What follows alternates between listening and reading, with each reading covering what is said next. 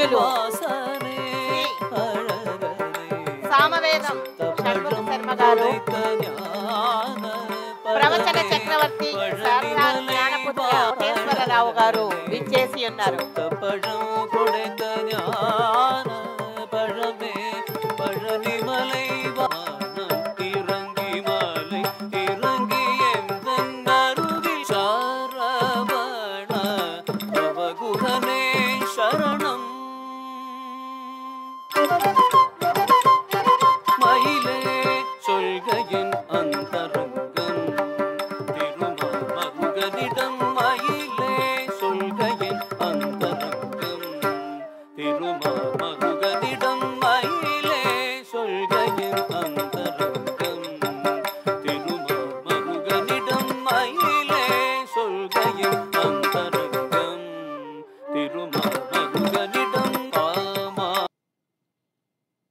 అంతరాయ తిమిరోపశాంతయే శాంతపావనమచింత్య వైభవం తం నరం వపుషి కుంజరం ముఖే మన్మహే కిమపి తుందిలం మహః.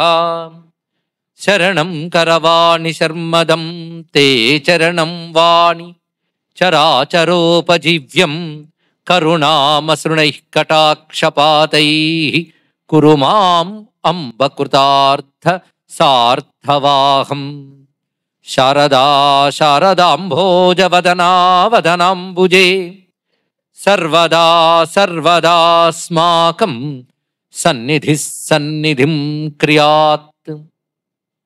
విమలపటీ కమలకుటీ పుస్తక రుద్రాక్ష శస్తహస్తపుటీ కామాక్షి పక్ష్మలాక్షి కలిత విపంచీ విభాసి వైరించి వాగర్థావివ సంపృక్తౌ వాగర్థ ప్రతిపత్తయే జగతః పితరౌ వందే పార్వతీ పరమేశ్వరౌ.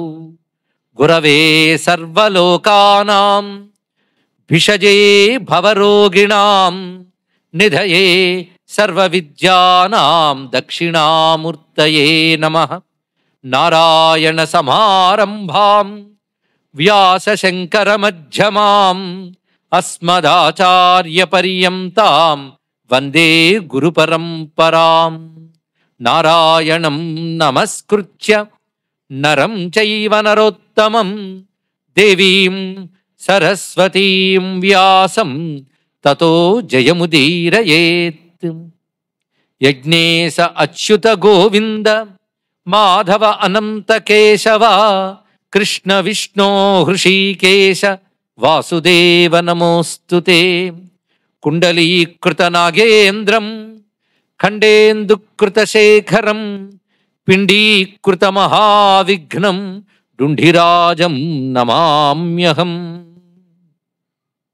విశ్వేశం మాధవం డుంఢిం దండపాణించ భైరవం వందే కాశీం గుహాం గంగాం భవానీం మణికర్ణికాం.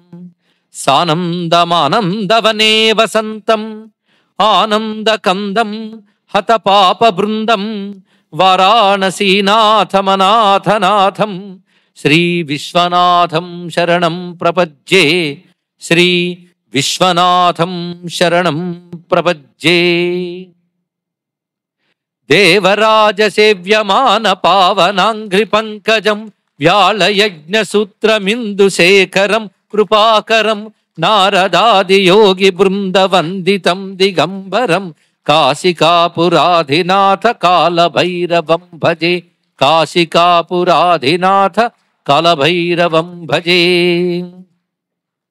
దేవి సురేశ్వరి భగవతి గంగే త్రిభువన తారిణి తరళ తరంగే శంకర మౌళి విహారిణి విమలే మమ మతిరాస్తాం తవ పద కమలే.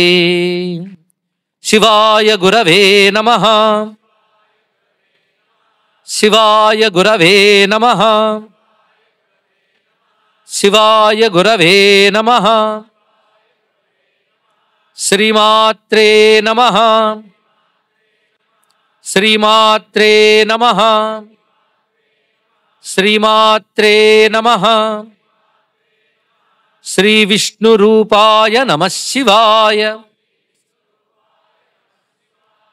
శ్రీ విశ్వనాథాయ నమః శివాయ.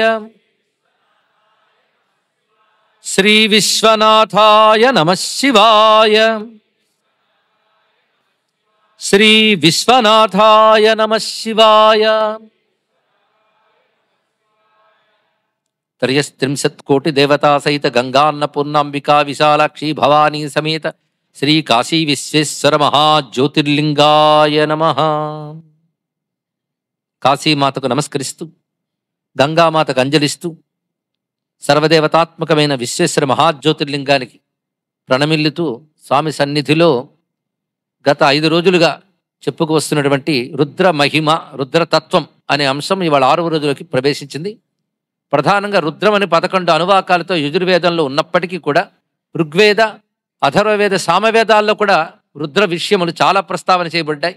అదేవిధంగా ఉపనిషత్తుల్లో రుద్రతత్వం, పురాణముల యందు రుద్రతత్వం, వీటన్నిటినీ కూడా మనం సమ్మిళితం చేసి చెప్పుకుంటూ ఉన్నాం. రుద్ర మహిమ, అందులో రుద్రనామానుకున్న 12 రకాల అర్థాలు చెప్పుకుంటూ ఘోర, అఘోర, శివ ఈ 3 విధములుగా రుద్రతత్వాన్ని మనం పరిశీలిస్తున్నాం. రుద్రుడు ఏకు అయినప్పటికీ అనేక రూపములుగా ఉన్నాడు. ఈ అనేకం అన్నప్పుడు త్రేధ, అష్టధ, ఏకాదశధ, బహుధ, పంచధ ఇన్ని విధములుగా రుద్రతత్వాన్ని ఉపాసిస్తున్నాం. ఈ వివిధ రుద్రులందరూ విశ్వమంతా వ్యాపించి ఉన్నారు. కానీ అనేక రుద్రులున్నా ఏకరుద్ర స్వరూపము కనుక అనేక రుద్ర నమస్కారము, ఏకరుద్ర జ్ఞానము మనకి కలిగించేటువంటి గ్రంథము రుద్ర నమకం.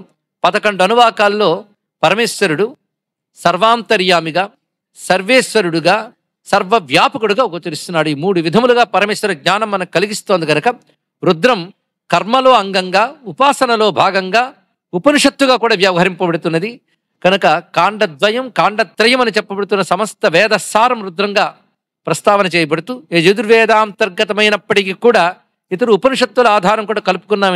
ఎందుకంటే ఉపనిషత్తుల్లో కూడా రుద్రాన్ని ప్రస్తావించడానికి కారణం అది ఎంత వేద భాగమో అంత వేదాంత భాగం అని చెప్తూ నిన్నటి రోజున మనం చివరిలో చెప్పుకున్నటువంటి ఒక ప్రధానమైన అంశము స్కందుడు సుబ్రహ్మణ్యుడు శివుని ఉద్దేశిస్తూ రుద్ర అర్థశ్లోకములు 215 చెప్పుకున్నాడని వివరించుకున్నాం. అదేవిధంగా అప్పయ్య దీక్షితుడు గారి రచన కూడా ప్రస్తావన చేసుకున్నాం. ఒక మాట మనకి శాస్త్రముల్లో చెప్తున్నటువంటి మాట, వేదాలలో శతరుద్రియము, దేవతల్లో మహేశ్వరుడు, క్షేత్రాల్లో కాశీ, మంత్రాల్లో పంచాక్షరిని ఆ స్వరూపము అని శివుడు అన్నట్లుగా మనం వివరించుకోవడం జరిగింది. రుద్రంలో నిన్న ఆదిత్యాత్మక రుద్రుడు, పర్జన్య స్వరూపుడైన రుద్రుడు, బహువిధ రూపాలతో ప్రకృతిలో ఉన్న వృక్షములు, వాయువులు, వివిధములైనటువంటి మార్గములు ఇవన్నీ రుద్రస్వరూపములకు దర్శిస్తూ సర్వం శివం అనేటువంటి జ్ఞానాన్ని గ్రహించాం.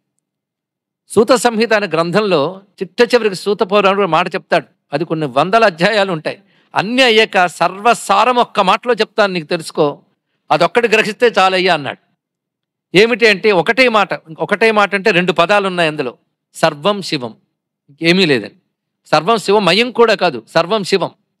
మయం అనే మాట పదార్థ జ్ఞానంతో అంటాం. ఒక పదార్థం అంటే ఉంగరం బంగారమయం అన్నప్పుడు మనకు ఉంగరం అనే దృష్టి ఉంది, బంగారం అనే దృష్టి ఉంది. ఉంగరం అనే దృష్టి పోయి కేవలం బంగారం అనే దృష్టి ఉన్నప్పుడు అది బంగారం అని అంటాం మనం ఇక్కడ. అలాగా నామరూపములన్నీ ఉంగరములు వంటి అయితే పరమేశ్వరుడు బంగారం వంటివాడు.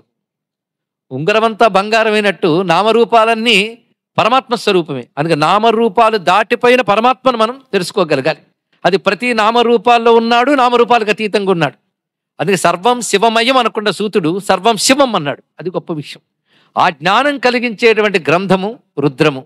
రుద్ర అనే మాటకున్న 12 అర్థాల్లో సాక్షాత్తు ప్రణవస్వరూపుడని, ఆత్మస్వరూపుడని, అదేవిధంగా అంతరిచ్చంతి తం జనే పరో మనీషయ అని ఋగ్వేద మంత్ర ఆధారంగా ఉత్కృష్టమైన బుద్ధి ద్వారా తనలోని రుద్రుని తెలుసుకున్నట్టుకై మహాత్ములు ప్రయత్నిస్తున్నారు అన్నారు. అంటే ఎక్కడున్నాడు రుద్రుడు? ఆత్మగా మనలోనే ఉన్నాడు అనే విషయాన్ని తెలియజేస్తూ పంచాక్షరి ప్రస్తావన రుద్రంలో ఎక్కడుందో ఇవాళ చెప్పుకుందాం అని చెప్పుకున్నాం. పంచాక్షరి ప్రస్తావన వల్ల రుద్రానికి ఇంకా గొప్పతనం వచ్చింది. రుద్రమంత్రం ఎంత గొప్పదవడం కారణం ఏంటయ్యే అంటే పంచాక్షరి మంత్రం వల్ల. ఈ మాట వ్యాసుడు మరొక చోటు చెప్తున్నాడు. ఏష పంచాక్షరీ విద్య శతరుద్రీయ మధ్యగా పంచాక్షరే మహాదేవ సర్వదా సుప్రతిష్ఠిత. శతరుద్రీయ మధ్యగా, శతరుద్రీయ మధ్యంలో పంచాక్షరి ఉన్నదయ్యా. ఈ పంచాక్షరి వల్ల శతరుద్రీయం గొప్పదైంది. దీని గురించి చెప్తూ ఇంకో చోట విద్యాసు శృతిరుత్కృష్ట తత్రైకాదశిని శృతౌ తత్ర పంచాక్షరి. ఇంకా 4వ వాక్యం తర్వాత చెప్పుకుందాం. 3 వాక్యములు ఆ శ్లోకంలో ప్రధానంగా విద్యాసు శృతి ఉత్కృష్ట, విద్యలన్నిట్లో గొప్పది వేద విద్య.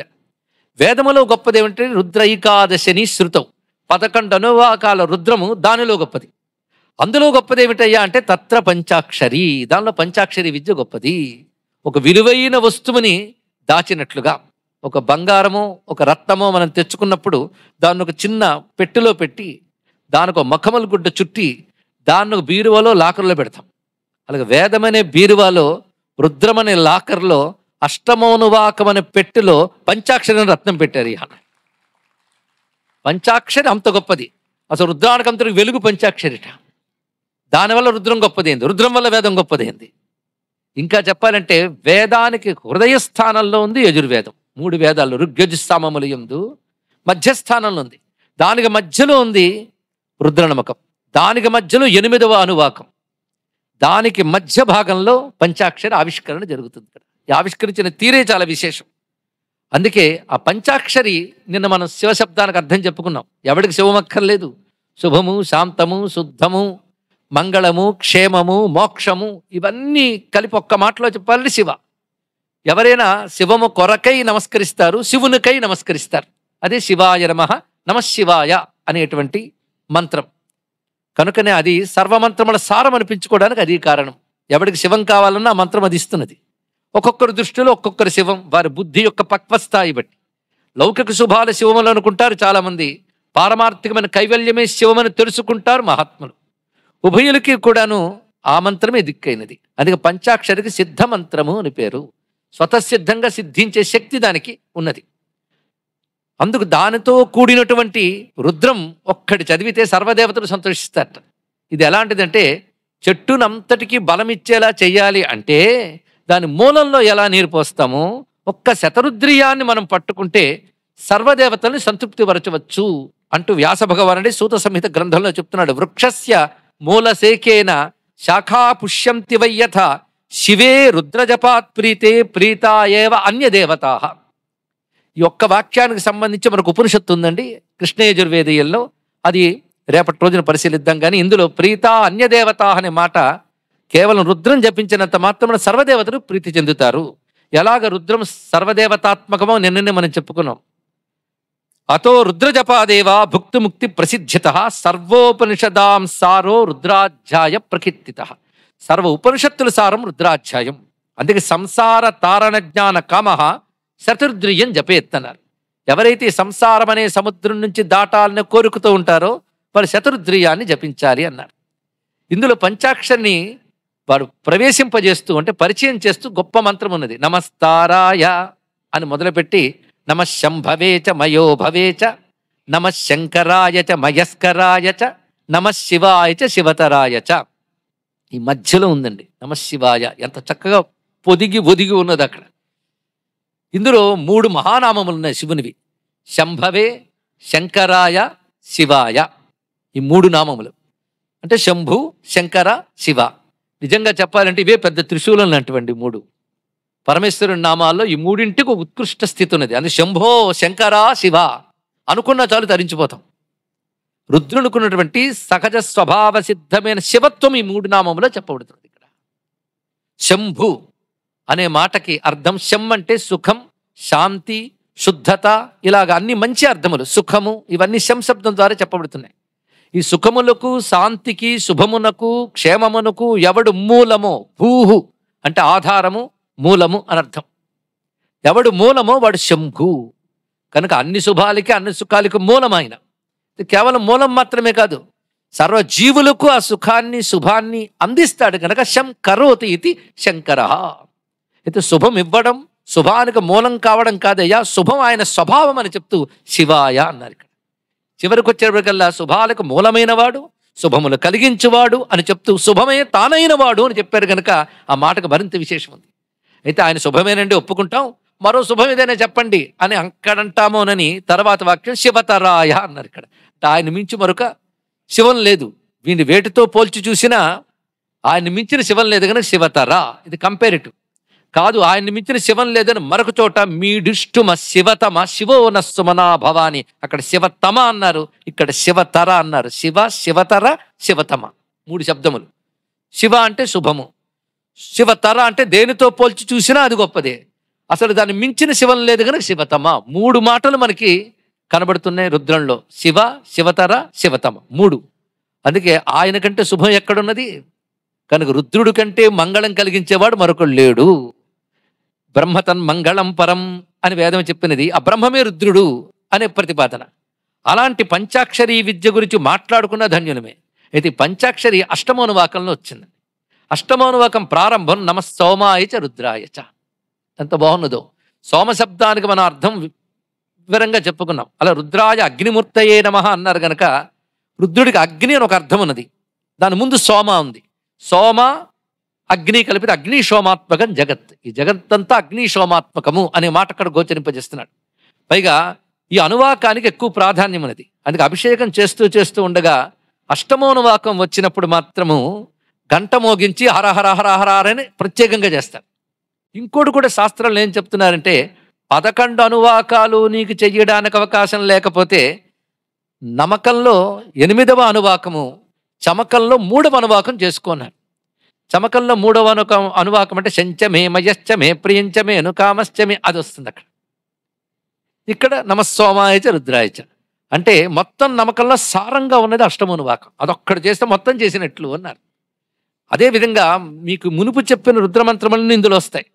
అసౌ యస్తామ్రవో అరుణ ఉతబభృ సుమంగళ అది ప్రథమోనువాకంలో మంత్రం.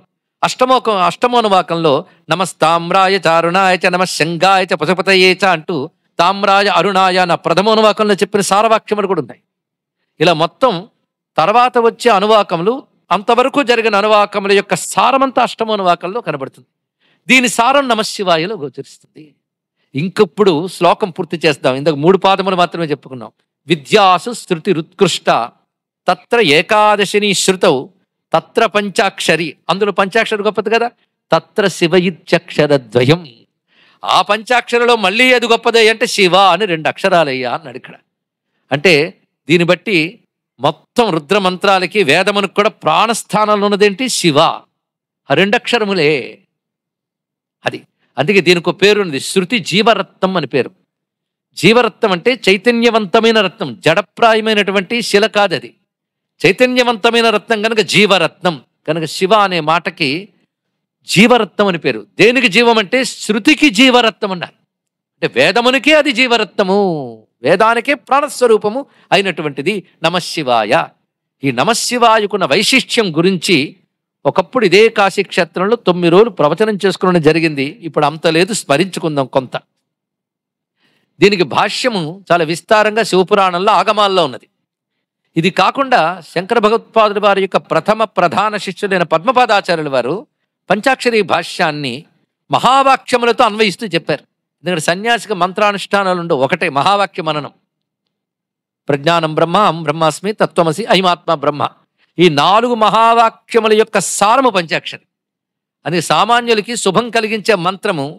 వాడు శివానుగ్రహం వల్ల సామాన్య స్థితి దాటి విచారణ శక్తి వస్తే అదే మహావాక్యంలా పనిచేస్తుంది. అందుకే మళ్ళీ సన్యాసాశ్రమం స్వీకరించి మహావాక్య మననం అవసరం లేకుండా పంచాక్షరి మంత్రార్థ మననం చేస్తే అదే బ్రహ్మ విచారణ కింద పనిచేసి ముక్తిని కూడా ఇస్తుంది అయ్యా అన్నాడు. అందుకే ముక్తి కలిగించేటువంటి మహామంత్రం. దీన్ని ఎలా పరిచయం చేస్తున్నాడో చూడండి. నమస్తారాయ అది పరిచయం. దానికంటే ముందు నమస్సోమాయ. సోమాయ అంటే ఉమాసహిత, ఇది మన అర్థం చెప్పుకున్నాం, ఉమతో కూడినటువంటి వాడు.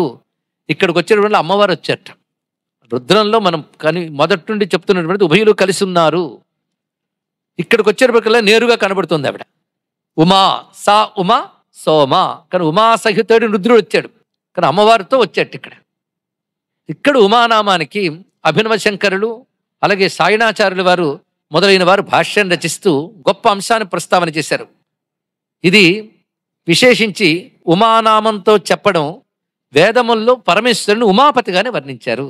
అది నిన్ననే సూర్యమండలాంతర్గతుడైనటువంటి హిరణ్మయ పురుషుడు, బంగారు రూపంతో ఉన్నవాడు. ఆ ప్రణఖాత్ సర్వయేవ సువర్ణ అని ఉపనిషత్తు చెప్తోంది.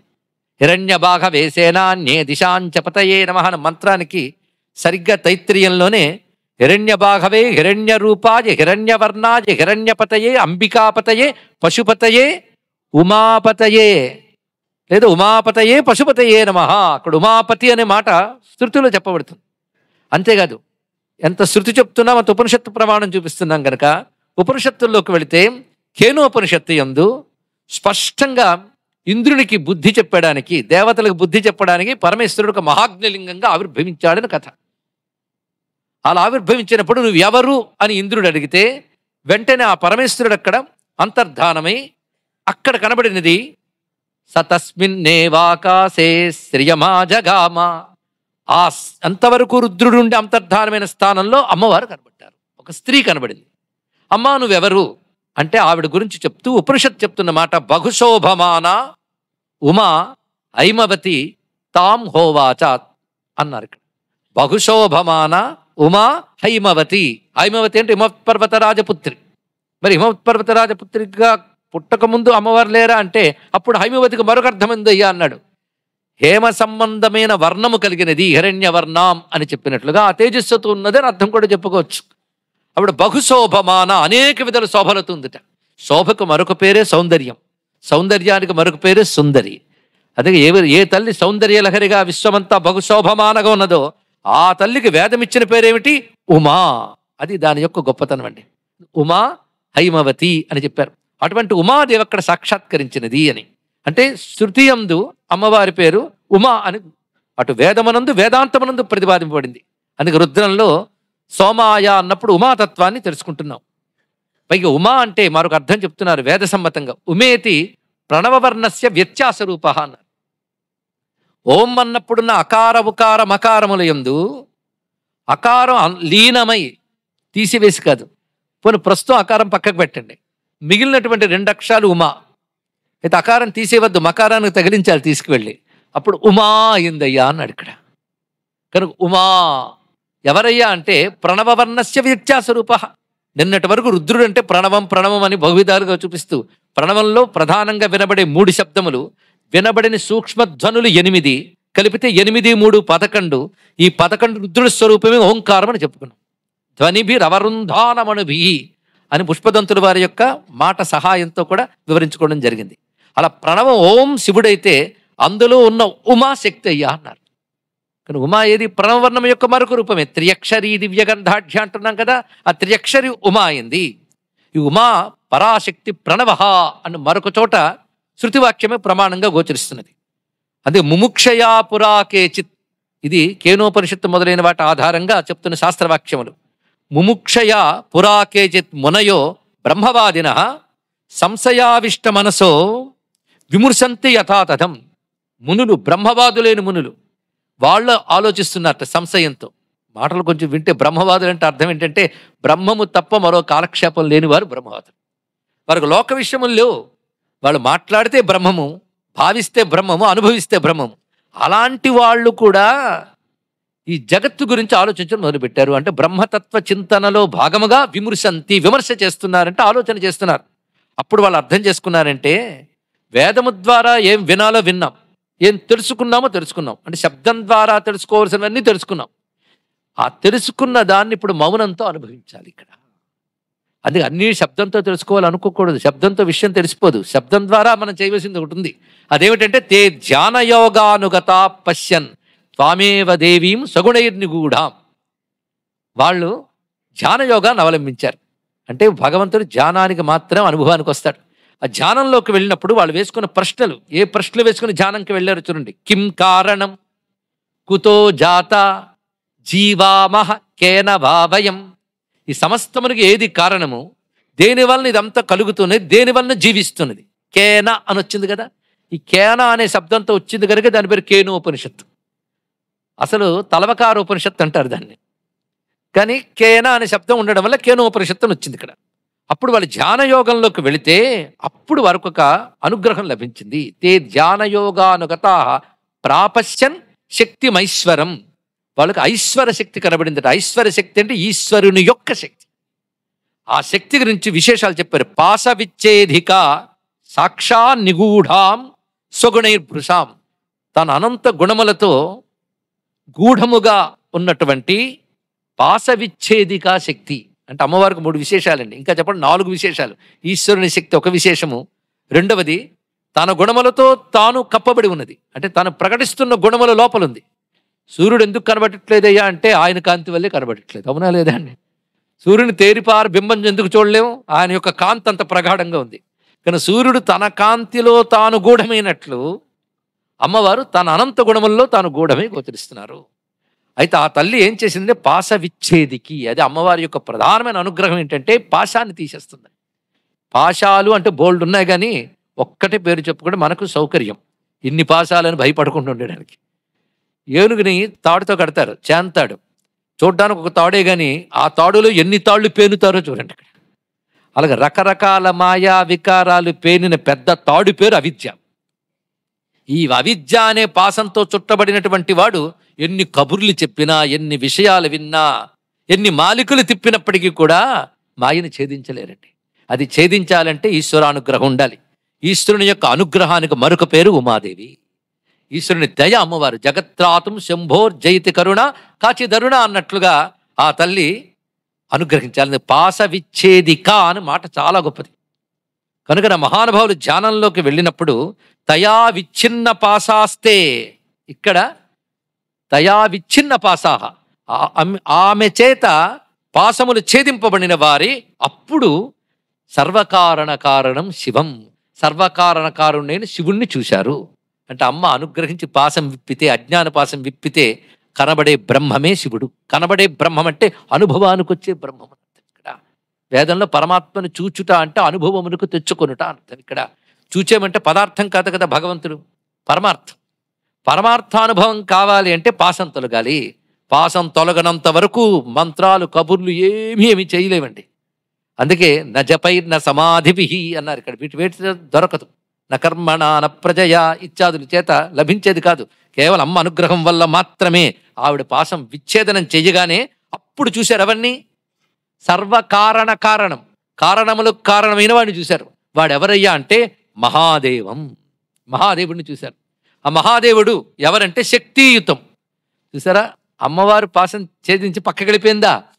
అప్పుడు శివుడు ఒక్కడే కనబడ్డా? కాదు, శక్తితో ఉన్న శివుడిని చూశారట. అది గొప్ప విషయం. అంటే శక్తి ఎప్పుడు ఆయన వేడదండి. అంతకుముందు ఆవిడ ఒక్కరే కనబడ్డట్టు కనబడ్డారు. కానీ పాశం తీసేసాక ఆవిడ ఒక్కరు కాదు, ఇద్దరు అని తెలిసింది.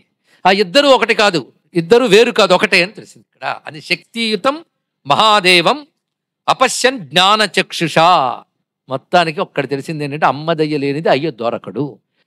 అందుకే అమ్మవారు ఎవరయ్యా అంటే ఒక్క మాటలో బ్రహ్మ విద్య అన్నారు. ఇక్కడ బ్రహ్మ విద్య పార్వతీదేవి, బ్రహ్మము శివుడు. అంటే బ్రహ్మ విద్య ద్వారా బ్రహ్మం తెలియబడుతున్నాడు కదా. కానీ బ్రహ్మ విద్య బ్రహ్మం వేరా. అక్కడ సూర్యుడు ఉన్నాడన్న విషయం ఆయన వెలుగు వల్లే నువ్వు తెలుసుకున్నావు. తెలుసుకున్నాక వెలుగుని సూర్యుడిని కలిపి చూస్తావు. కనుక అమ్మ వల్లనే శివుడిని తెలుసుకుని అమ్మని శివుడిని కలిపి చూస్తావు. కనుక బ్రహ్మ విద్య బ్రహ్మము ఒకటిగానే తెలియబడుతున్నది. అందుకే పార్వతీ పరమాదేవి బ్రహ్మ విద్యా ప్రదాయని తస్మాత్ సహతయా శక్త్యా హృది పశ్యంతి ఏ శివం తేషాం శాశ్వతికి సిద్ధి నేతరేషాం ఇతి శృతి. ఎవరైతే శక్తి సహితంగా శివుణ్ణి ఆరాధన చేస్తారో వారికి మాత్రమే ముక్తి సిద్ధి లభిస్తుంది. ఇది అటు ఉపనిషత్తులు, ఇటు వేదములు, వివిధ శాస్త్రములు, ఆగమాలు తీర్మానించినది. ఆ శివశక్త్యాత్మక తత్వము రుద్రంలో ప్రస్ఫుటంగా ప్రతి అనువాకంలో ఉంటుంది. విశేషించి అష్టమో అనువాకంలో వస్తుంది. శివుడి దయ అమ్మవారు గనక శివుడి దయ అక్కడ కనబడగానే ఆయన దయాస్వరూపిన పంచాక్షరి మంత్రం అనువాకంలో దొరికింది. అక్కడికి వచ్చేటప్పటికల్లా నమస్తారాయ అని ప్రారంభించాడు. పంచాక్షరి మంత్రానికి ఉపోద్ఘాతం అది. తారహ అనే మాట ఇంచుమించు ప్రతిరోజు చెప్తున్నాం. తారహ అంటే ఓంకారస్తారహ, ఓంకారానికి తారం అని పేరు. మనం ఉన్న చోట తారక క్షేత్రం మరువురాదు. ఇలాంటి చోట ఇది చెప్పుకోవడం మన ఎన్నో జన్మల పుణ్యభాగం. లేకపోతే ఏమిటండి ఇక్కడ తారహ అంటే మోక్షం ఇచ్చున్నది, అసలు అర్థం ఇది. తారణం అంటే దాటించుట. ఎలా దాటించాలంటే ఒకడు ఒక ఉత్తమ లోకానికి వెళ్ళాడు అనుకోండి, ఈ లోకం కంటే ఉత్తమ స్థితికి వెళ్ళాడు అంటే ఒక విధంగా దాటడమే. కానీ అది దాటడం కాదు, మళ్ళీ కింద పడడం కూడా ఉంటుంది. కనుక ప్రతరణాయచ ఉత్తరణాయచ ఆ మాటలు చూడండి, అది కూడా ఈ అనువాకంలోనే వస్తుంది. నమ ప్రతరణాయచ ఉత్తరణాయచ. గొప్పగా దాటించేవాడు, ఉత్కృష్టముగా దాటించేవాడు. ఏదో ఒకటి చెప్తే చాలు కదండి, దాటిస్తాడు, గొప్పగా దాటిస్తాడు. రెండు విశేషణాలు ఎందుకు చెప్పారు మీరు? ప్రతరణాయ ఉత్తరణాయ అంటే ఇప్పుడున్న స్థితి కంటే ఉన్న స్థితికి వెళ్ళడం ప్రతరణం. ఇంక స్థితులు లోకములు లేకుండా తిరిగి వెనక్కి రాని కైవల్యాన్ని ఇవ్వడం ఉత్తరణం. ఈ రెండూ చేసేవాడు వాడు తారాయ. కనుక పంచాక్షరికి ముందు తారాయ అని ప్రారంభించి పంచాక్షరి చెప్పాక నమ ప్రతరణాయచ ఉత్తరణాయచ చెప్పడంలో విశేషం ఇది. అందుకే పంచాక్షరికి తారక మంత్రం అని పేరు. అందుకే శివుడు తారక మంత్రం చెప్తారంటే రామమంత్రమో ఓంకారమా పంచాక్షరియా అని మీమాంస ఎంత మేరకు అవసరం అంటే శివుడు చెవులో చెప్పేది మనకేం తెలుస్తుందని ముందే చెప్పుకున్నాం. కానీ ఏ జీవుడికి ఏది తారకమో దాన్ని ఉపదేశిస్తాడు అని అర్థం చేసుకోవాలి. కానీ ఓంకార స్వరూపమే పంచాక్షరి. ఇది తెలియజేస్తూ శివోవా ప్రణవో హేష ప్రణవోవా శివస్మృత వాచ్యవాచకయోర్భేదో నాత్యంతం విద్యతే క్వచిత్. వాచ్యము శివుడు, వాచకము ప్రణవము. ఈ రెండింటి మధ్య అంత భేదం లేదు. ఇది మనం వివరంగా చెప్పిన అంత భేదం లేదు ఎందుకన్నాడో వివరించుకున్నాం. ప్రణవస్వరూపుడు. ప్రణవంలో ఏముందో పంచాక్షరిలో అది ఉన్నదయ్యా అన్నాడు. అదే ప్రణవానికి సూక్ష్మ ప్రణవం అంటే ఓంకారానికి సూక్ష్మ ప్రణవము అని పేరు, పంచాక్షరికి స్థూల ప్రణవము అని పేరు. ఇక్కడ అదే పంచాక్షరి పరావిద్య సతారా యోగ రూపిణి. పంచాక్షరికి పరావిద్య అని పేరు, అది సతారా. తార అంటే తారక మంత్రము, మోక్షకారక మంత్రము. అది లింగ రూపిణి, పంచాక్షరీయ లింగ రూపం అంట. అది మరొక ప్రత్యేకమైన అంశం. పైగా నాతస్తారకో మంత్ర తారకోయం పంచాక్షర. ఇది ఆగమ వాక్యం. అంటే తరింపజేసే దానిలో పంచాక్షరి మించి ఏమున్నదయ్యా అని వివరిస్తున్నారు. అదేవిధంగా అథర్వ శీర్షోపనిషత్తులో ఒక మంత్రం ఉంటుంది. కిం తజ్జానం కోవా ధ్యాత కశ్చేయ. ధ్యానమేది, ధ్యాత ఏది, ధ్యేయమేమిటి అంటే శివయోకోధ్యేయ శివంకర సర్వమన్యత్ పరిత్యజ్య. శివుడు మాత్రమే ధ్యేయ, ధ్యానించవలసిన వస్తువు. అతడు శివంకరుడు. ఆయన కంటే శివంకరుడు ఇంకొకడున్నారయ్యా. అదే సర్వమన్యత్ పరిత్యజ్య. ఇది చాలా ముఖ్యం.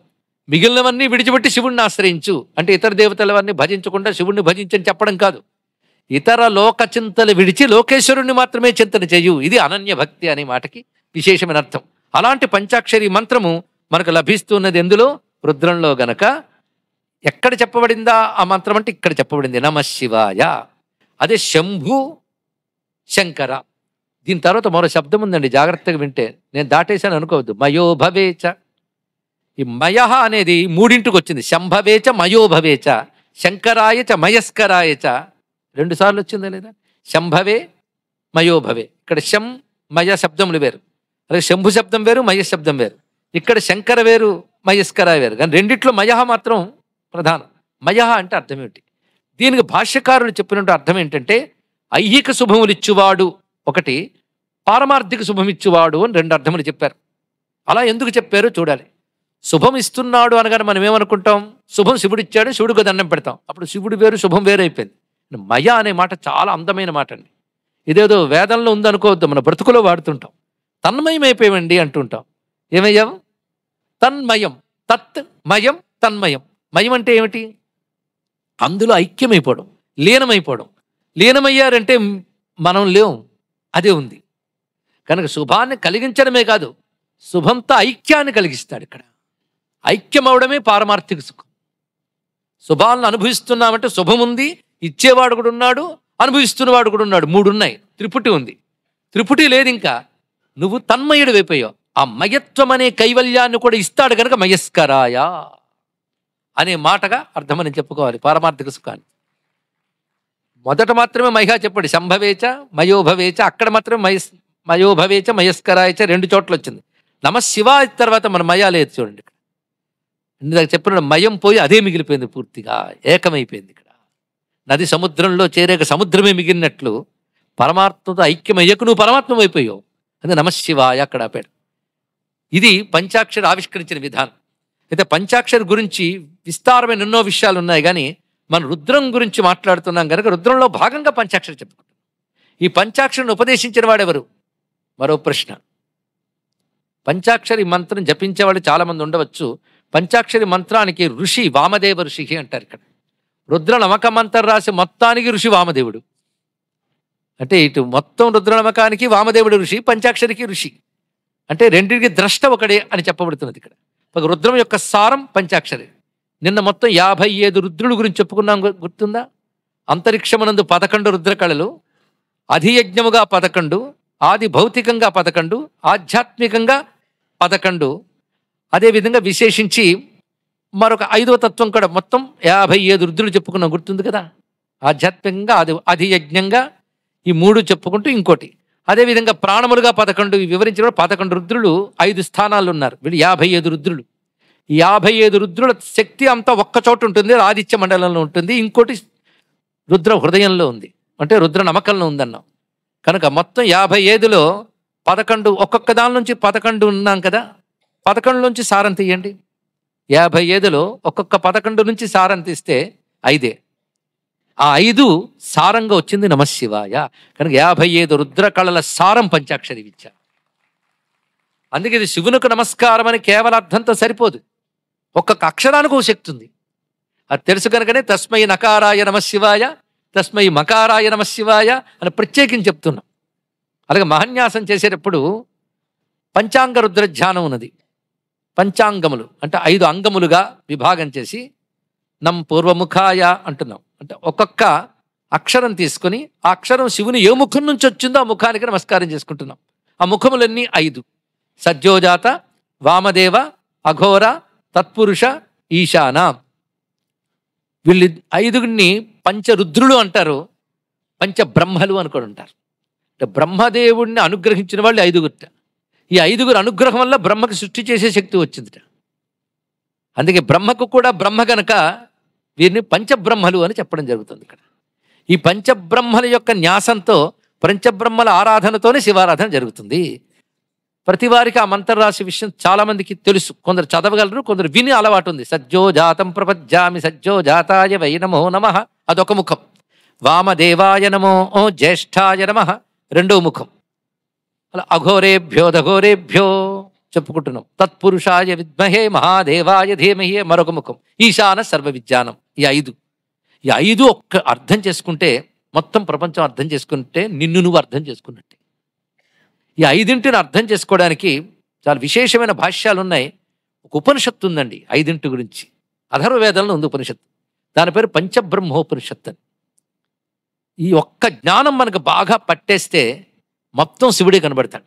రుద్రం మొత్తం విన్నాక సర్వం రుద్రం అని ఎలా తెలుస్తున్నదో పంచాక్షరి వల్ల ఈ 5ంటిని అర్థం చేసుకుంటే చాలు విశ్వమంతా అర్థమవుతుంది. కనుక ఇది ఒక ప్రత్యేకమైన ఉపనిషత్తుగా చెప్పారు దీన్ని.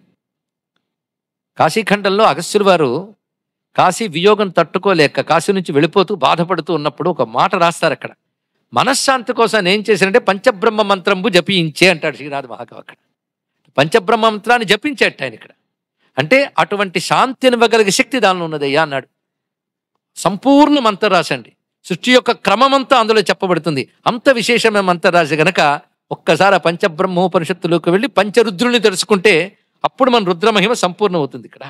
అలాంటి విశేషమైనటువంటి పంచరుద్ర మంత్రముల్ని చెప్పేటువంటి పంచబ్రహ్మోపనిషత్తులోకి మనం ప్రవేశిస్తూ, ఇది పిప్పలాదునికి చెందినటువంటి తరంలో గాలవుడు అనేటువంటి మహర్షి తపస్సు చేత రుద్రుని ప్రత్యక్షం చేసుకుంటే ఆ రుద్రుని కొన్ని ప్రశ్నలు వేశాడు ఆయన.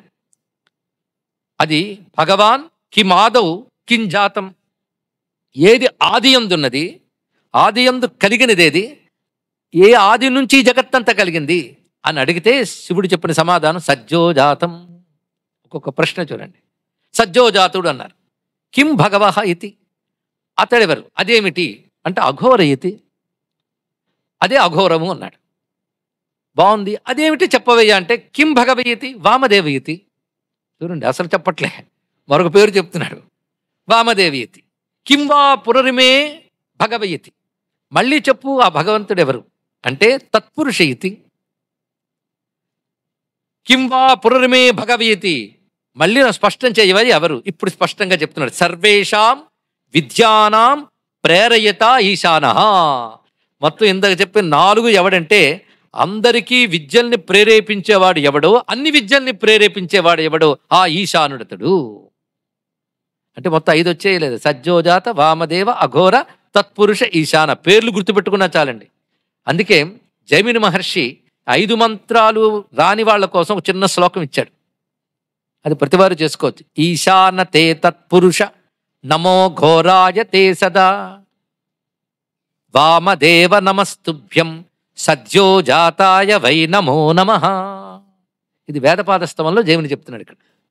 అందుకే చేతిలో భస్మం తీసుకుని ఎడమ చేతిలో కుడి చెయ్యి దాని మీద అభిమంత్రించి ఈ పంచబ్రహ్మ మంత్రాలు పఠిస్తే ఆ భస్మం శక్తిమంతమవుతుంది. దాన్ని ధారణ చేయమన్నారు. అంటే పంచబ్రహ్మల పేర్లు విన్నా అంత ధన్యులమైపోతాం. ఇవాళ మనకు ఆ భాగ్యం కలిగిందండి ఇక్కడ.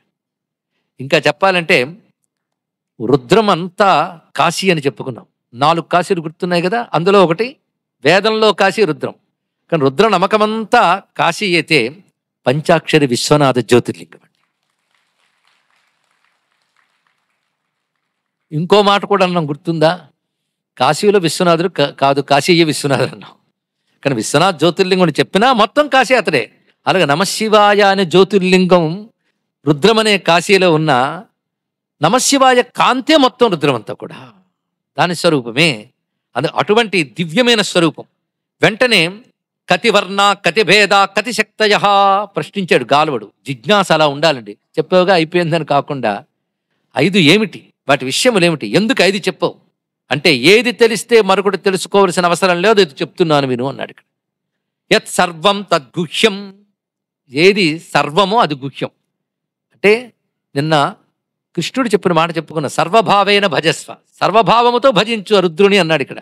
సర్వభావము గనక యత్ సర్వం తద్గుహ్యం, అంతా అయినే కానీ కనబడ్డు. అది గొప్ప విషయం అండి. అది ఎలాగంటే పాల నిండా వెన్న తాలూకా స్వరూపం ఉంటుంది కానీ వెన్న కనబడదు. అలాగే విశ్వమంతా విశ్వేశ్వరుడే కానీ కనబడ్డు. దాని సాధన ద్వారా తెలుసుకోవాలి. అందుకే యత్ సర్వం తద్గుహ్యం తస్మై నమో మహాదేవాయ మహారుద్రాయ, అక్కడ రుద్ర శబ్దం వేశాడు. అందుకే రుద్రమహిలోకి ఉపనిషత్తు రావడానికి అది కారణం. మహాదేవాయ మహారుద్రాయ అంటే 5 రుద్రులుగా కనబడ్డ రుద్రుణ్ణి మహారుద్రుడు అన్నట్టు. అంటే 5గా ఎందుకు అయ్యాడంటే లోకం కోసం అయ్యాడు. ఆయన అసలు స్వరూపం 5 కాడు. 5 తానే 5 కాడు ఆయన. నువ్వు విశ్వంలో ఉన్నంత వరకు 5లో ఉన్నావు గనక 5 ఆయన్ని చూడడం నేర్చుకో. ఆ చూపే విద్య 5 మంత్రములండి, సజ్జోజాతాది మంత్రములు. పైగా ఇది గోప్యతరమైన విషయం నీకు చెప్తున్నాను సుమా, జాగ్రత్తగా విను అన్నాడు ఇక్కడ. ఇక్కడ 3 ఋషుల పేర్లు కనబడతాయి. పైప్పలాద, గాలవ, శాకల. ఇన్ని ఒకటి పేర్లా లేదా ఇంద్ర మహర్షులకి శివుడు చెప్తున్నాడా? ఏదైనప్పటికీ ఈశ్వరుడు ఇచ్చిన జ్ఞానం ఇది ఇక్కడ. గోప్యాద్ గోప్యతరం లోకే యజ్ఞస్సి శృణు చాకల, రహస్యాల్లో కల రహస్యం చెప్తున్నాను విను అన్నాడు. రహస్య విద్య అంటే బ్రహ్మ విద్య అని అర్థం. దాన్ని తెలియజేస్తున్నాడు.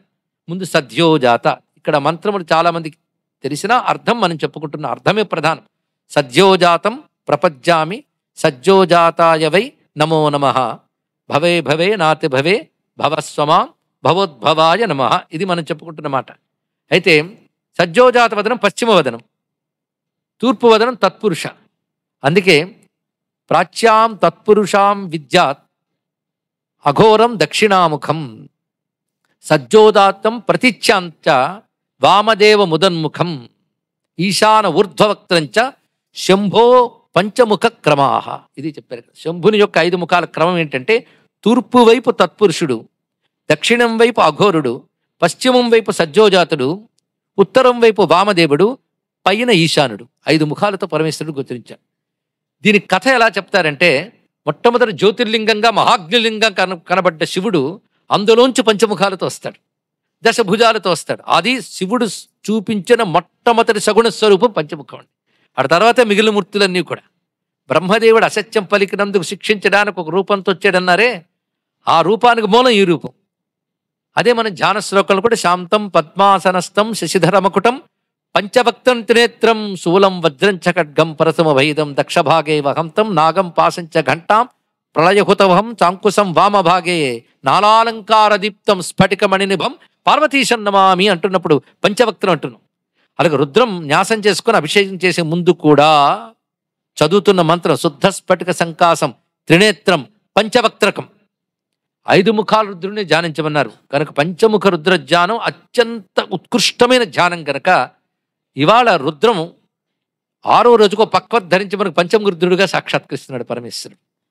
పైగా ఒక్కొక్క ముఖానికి ఒక్కొక్క వర్ణం ఉన్నది, ఒక్కొక్క ముఖానికి ఒక్కొక్క పద్ధతి ఉన్నది. అది కూడా ఆగమాలు మనకు వర్ణించాయి. ఇప్పుడు ఆగమ సాయంతో మంత్రభాష్యం చేసుకుంటూ, అంటే కేవలం జ్ఞానం చెప్పుకోవడం కాదు, అనుభూతి పొందాలని చెప్పుకున్నాం కదా. అనుభూతి ప్రధానంగా ఇవాళ 5 ముఖాలని మనం దర్శిద్దాం ధ్యాన రూపంలో. ఇక్కడ స్వామి యొక్క ఒక్కొక్క స్వరూపంలో తత్పురుష ముందు చెప్పుగారు. తూర్పు నుంచి వెళదాం.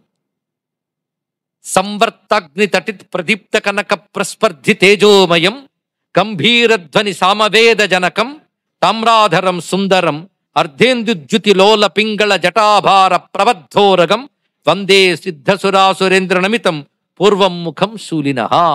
తూర్పు ముఖానికి నమస్కారం అన్నారు. ఇది సామవేద జనకం.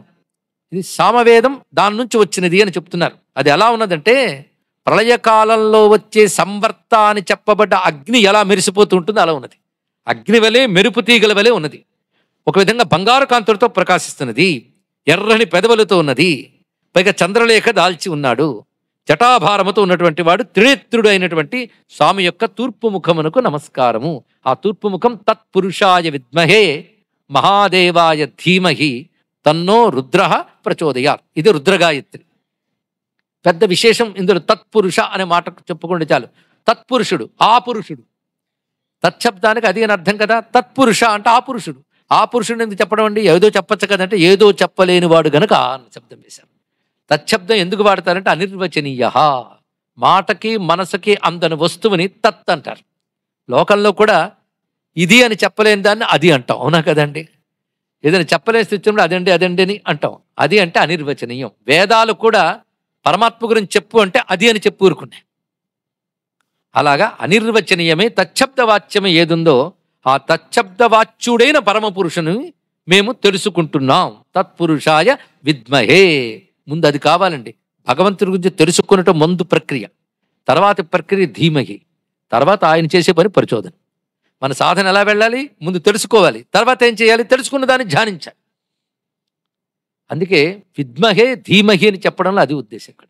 అందుకే తత్పురుషునకై ఆయన గురించి తెలుసుకుంటున్నాం, ఆయన ఉపాసిస్తున్నాం. ఆయన ఎవడు? మహాదేవ అని. దేవతల్లో ఒకడు కాదు, దేవతలకే దేవుడు కనుక మహాదేవుడు. ఆయన్ని మేము ధీమహి ధ్యానిస్తున్నాం. ఆయన మా బుద్ధుల్ని ప్రేరేపించుగాక. ఇది మంత్రం. కానీ అనిర్వచనీయమైన పురుషుడు గనక తత్పురుష. ఇక్కడ పురుషుడు అంటే మగవాడని అర్థం కాకుండా పూర్ణత్వాత్ పురుష, పరిపూర్ణుడైన వాడు. ఇది తత్పురుష శబ్దానికి అర్థం. ఆ స్వరూపం ముఖం చూసాం, తర్వాత ముఖంలోకి వెళుతున్నాం. ఇది దక్షిణ ముఖం. ప్రదక్షిణ క్రమంలో మనం వస్తూ ఉంటే దక్షిణ ముఖం. ఇక్కడ మంత్ర అర్థం కోసమే చెప్తున్నా కానీ స్వరం జోలికి వెళ్ళట్లేదు. అఘోరేభ్య అథ ఘోరేభ్య ఘోర ఘోరతరేభ్య సర్వేభ్య. ఇక్కడ అనేక రుద్రాహను ఒక మాట చెప్పుకొని రుద్రుడి నుంచి వచ్చిన అనేక రుద్రులందరూ ఈ మంత్రంలో ఉన్నారు. అందరు రుద్రుడికి నమస్కారం. రుద్రులు 3 రకములుగా ఉన్నారు. అఘోరులు, ఘోరులు, ఘోర ఘోరతరులు. 3 రూపములతో ఉన్నటువంటి సర్వులైన రుద్రుడికి కూడాను నేను నమస్కారం చేస్తున్నాను. నమస్కారం గొప్పతనం మననే చెప్పుకున్నాం కదా, విశేషించే ఇప్పుడు వివరించక్కర్లేదు. మొత్తానికి అఘోర ఘోర ఘోరతర ఆ క్రమం ఎందుకు చెప్పాడు? ఘోర అఘోర అనొచ్చు కదా. అఘోర ఘోర ఘోరతర ఘోర ఘోరతర ఎందుకు చెప్పాడయ్యా అంటే దానికి అఘోరము అంటే ఘోరము లేనిది అంటే శాంతము అంటే సాత్వికము అని అర్థం. ఇక్కడ ఘోరేభ్య దానికంటే ఘోరమైనది అంటే రాజసము అని అర్థం. ఘోర ఘోరతర అంటే తామసము అని అర్థం ఇక్కడ. కనుక విశ్వమంతా వ్యాపించిన పరమేశ్వరుడు ఈ 3 రూపములుతున్నాడు. సాత్విక రూపములు, రాజస రూపములు, తామస రూపములు. ఈ 3 రూపములతో ఉన్నాడు కానీ రాజస తామస సాత్వికములు లేనివాడు ఆయన ఇక్కడ. మరి ఎందుకు అలా ఉన్నాయా అంటే లోకాన్ని నడపడం కోసం 3 గుణాలు నియమిస్తూ 3 గుణాల్లోంచి ఆయన చూస్తున్నాడు ఇక్కడ. ఈ 3 గుణాలతో ఉన్నవారు అసంఖ్యాకంగా ఉన్నారు. విశ్వమంతా సాత్విక రాజస తామస రూపములు ఎన్నున్నాయి? దివ్యశక్తులన్నీ 3 రూపములతోనే ఉంటాయి. కనుకనే అఘోర ఘోర ఘోర ఘోరతర ఈ రూపములతో రుద్రుడికి నమస్కారము అని చెప్తున్నారు. ఇలా నమస్కరించడం వల్ల లోకంలో ఉన్న 3 కూడా మనకు క్షేమంగా మారిపోతాయండి. ఘోరం అఘోరం శివుడే అని తెలుసుకున్న వాడికి అన్ని శివంగా మారుతాయని చెప్పుకున్నాం కదా. ఎందుకంటే శివానికి ఘోరం లేదు, అఘోరం లేదు, ఘోర ఘోరతరము లేదు. ఎందుకంటే ఇవి 3 గుణాలైతే గుణాలకు అతీతుడు శివుడు. అది శివుడు అంటే గుణాతీత. ఇదొక అర్థం. ప్రమహసి పదే నిస్త్రయి గుణ్యే శివాయ నమో నమః అంటాడు పుష్పదంతాచార్యులు వారు. నిస్త్రయి గుణ్యే త్రిగుణాతీతమైన స్థితి యందు కేవల జ్యోతిస్వరూపంగా ఉన్నవాడివి ప్రమహసి ఉత్కృష్టమైన తేజస్సుగా ఉన్న నువ్వు శివస్వరూపుడువయ్యా అన్నారు ఇక్కడ. కనుకనే ఘోరం అఘోరం శివని చెప్పడంలో అర్థమైంది కదా. అఘోరం సాత్వికమైతే ఘోరంలో 2 భాగాలు తీసుకోవాలి. ఘోర ఘోర ఘోరతరా అంటే సాత్విక రాజస తామస రూపములతో విశ్వం నడుపుతున్నా నిజానికి నా అసలు తత్వం మాత్రం త్రిగుణాతీతమయ్యా. అందుకే సృష్టిలో చూస్తున్న వీటన్నిటినీ కలిపి శివరూపములుగా నమస్కరించడం అఘోరేభ్యో ఘోరేభ్యోలో కనబడుతుంది. ఆ అఘోర ముఖం ఎలా ఉంటుందో ధ్యానం చేద్దాం. కాళాభ్రమరాంజనద్యుతినిభం వ్యావృత్త పింగే క్షణం కర్ణోద్భాసిత భోగి మస్తక పణిత్ ప్రోద్గీర్ణ దంష్ట్రాంకురం సర్పప్రోత కపాల సుక్తి శకల వ్యాకీర్ణ సచ్ఛేకరం వందే దక్షిణమీశ్వరస్య కుటిల భృగుభంగ రౌద్రం ముఖం. కనుబొమ్మలు ముడివేసున్నట్ట ముఖం, పైగా నీలకాంతులతో ప్రకాశిస్తున్నది, విశాలమైన 3 కళ్ళతోన్నది, చెవులకు సర్పకుండలములు భాషిస్తూ ఉన్నాయి. అటువంటి స్వామి యొక్క అఘోర ముఖమునకు దక్షిణ ముఖానికి నమస్కారము. ఇక్కడికి వచ్చే నం మమ్ అయింది. మొదటిది నకారం తత్పురుష ముఖం, రెండవది మకారం నం మమ్. ఇప్పుడు షిం, ఆ అక్షరానికి మూలమైనటువంటి మంత్రం. సద్యోజాతం ప్రపజ్జామి సజ్జోజాతాయ వై నమో నమః భవే భవే నా అతి భవే భవస్వమాం భవోద్భవాయ నమః. చాలా విశేషమైన మాట అండి ఇక్కడ. సజ్జోజాతుడు, శివుడి పేరు విన్నాం కదా. సజ్జోజాతం అంటే అర్థం ఏంటండి? అద్భుతమైన పదం. దీనికి ఎన్ని అర్థాలు ఉన్నాయో అన్ని అర్థాలు వైదికమైనవే. అంటే ఇన్ని అర్థాలు ఒక పదంలో పెట్టుకున్నాడు ఆయన. సదా యహ అజాత సద్యోజాత, మొదటి అర్థం. ఎల్లవేళలా ఎవడు పుట్టలేదో వాడు. అజాత అంటే పుట్టలేదు, ఎప్పుడూ పుట్టుకలేని వాడు. శివుడికి పుట్టుకే లేదండి. అందుకే సదా యహ అజాత. పుట్టుక లేదంటే ఎప్పుడు లేదండి, ఎప్పుడు లేదండి. అది సదా యహ అజాతక సద్యోజాత, ఇదొక అర్థం. ఇంకొకటి జాత అంటే పుట్టుటే కాదు, కలుగుట. కలుగుట ఆయన ఎప్పుడు కలుగుతాడు? ఎప్పుడు కలుగుతాడు ఏ శివుడు? ఎప్పుడూ కలుగుతాడు, ఎప్పుడైనా కలుగుతాడు. అది ఎప్పుడు ఉన్నవాడు ఎప్పుడైనా కలుగుతాడు. అది కృష్ణ వీతాయ ధావతే సత్వనాంపత ఏ నమః రుద్రంలో చెప్తున్నాం. కృష్ణ వీతాయ అంటే అంతటా వ్యాపించిన వాడు, ధావతే పరిగెత్తేవాడు అన్నారు. ఏమైనా బాగుందయ్యా అంటే సత్వనాంపత ఏ నమః సమాధానం అయ్యా అన్నాడు. అంతటా వ్యాపించాడన్నప్పుడు పరిగెడతాడండి. ఇక్కడి నుంచి అక్కడ పరిగెత్తాడంటే అక్కడ లేకపోతే ఇక్కడి నుంచి పరిగెడతాడు. మీరేం చెప్తున్నారు? మొదట కృష్ణవీతాయన అంతటా వ్యాపించాడు అంటున్నారు, పరిగెడతాడని చెప్తున్నారు ఏంటంటే అదేనయ్యో గొప్పతనం అన్నాడు. అంతటా వ్యాపించున్న భగవంతుడు ఎవరు ఆయన్ని స్మరిస్తారో వారు వెంట పరిగెడతాడు. అది గొప్ప విషయం. అందుకే సత్వనాంపతే నమః తర్వాత వాక్యం. సత్వనాం, సత్వగుణ సంపన్నులైన వారు వెంట పరిగెత్తువాడు. దీనికి బ్రహ్మవివర్త పురాణంలో వాక్యం ఉంది. మహాదేవ మహాదేవ మహాదేవేతి వాదనం వత్సం గౌరివ గౌరీశో ధావంతమను ధావతి. అక్కడ ధావతి అక్కడ అర్థమవుతుంది. ఇక్కడ ఎవరైతే మహాదేవ మహాదేవ మహాదేవ అని వెళతారో అటువంటి వారి వెనకాల శివుడు దూడ వెంట ఆవు వలె పరిగెడతాడు అని చెప్పారు. ఇక్కడ ఎంత బాగుందండి. ఇక్కడ అదే ధావతే. అలా అని వెళ్ళేవారిని ఏమనాలి? సత్వనాం అనాలి. అందుకే భక్తులు వెంట అలా పరిగెడతాడయ్యా, భక్తులకు పతి కనుక. అందుకే భక్తుడిని అడిగేట భగవంతుడు ఎందుకు అంతా వ్యాపించున్నాడయ్యా అని. నేను ఎక్కడ పిలిస్తే అక్కడ పలకడానికి అంటాడు. ఎంత బాగుందండి ఈ భావం. ఎక్కడ పిలిస్తే అక్కడ పలకడానికి. అందుకే ఎప్పుడు కలుగుతాడు? ఎప్పుడు పిలిస్తే అప్పుడు కలుగుతాడు. అందుకే ఏడయ్యా నువ్వు అనుకునే విష్ణువు ఎక్కడున్నా అంటే అన్ని చోట్ల ఉన్నాడు. స్తంభంలో ఉన్నాడా? డౌట్ ఎందుకు? అక్కడ కూడా ఉన్నాడు. ఓహో నీకు డౌట్ అంతా కూడా కనబడాలి కదా, కలుగుతాడు, కనబడతాడు. ఎప్పుడు? ఎప్పుడైనా. ఇప్పుడే కలిగాడు. నృసింహుడుగా వచ్చాడు, స్తంభం నుంచి రాలేదా? శివుణ్ణి చెప్తూ విష్ణువులోకి తీసుకెళ్ళాను మీరు అనరు, 5 రోజులు శ్రద్ధంగా విన్నవాళ్ళు. అంతేకాదు ఇంకొక రహస్యం ఉందండి.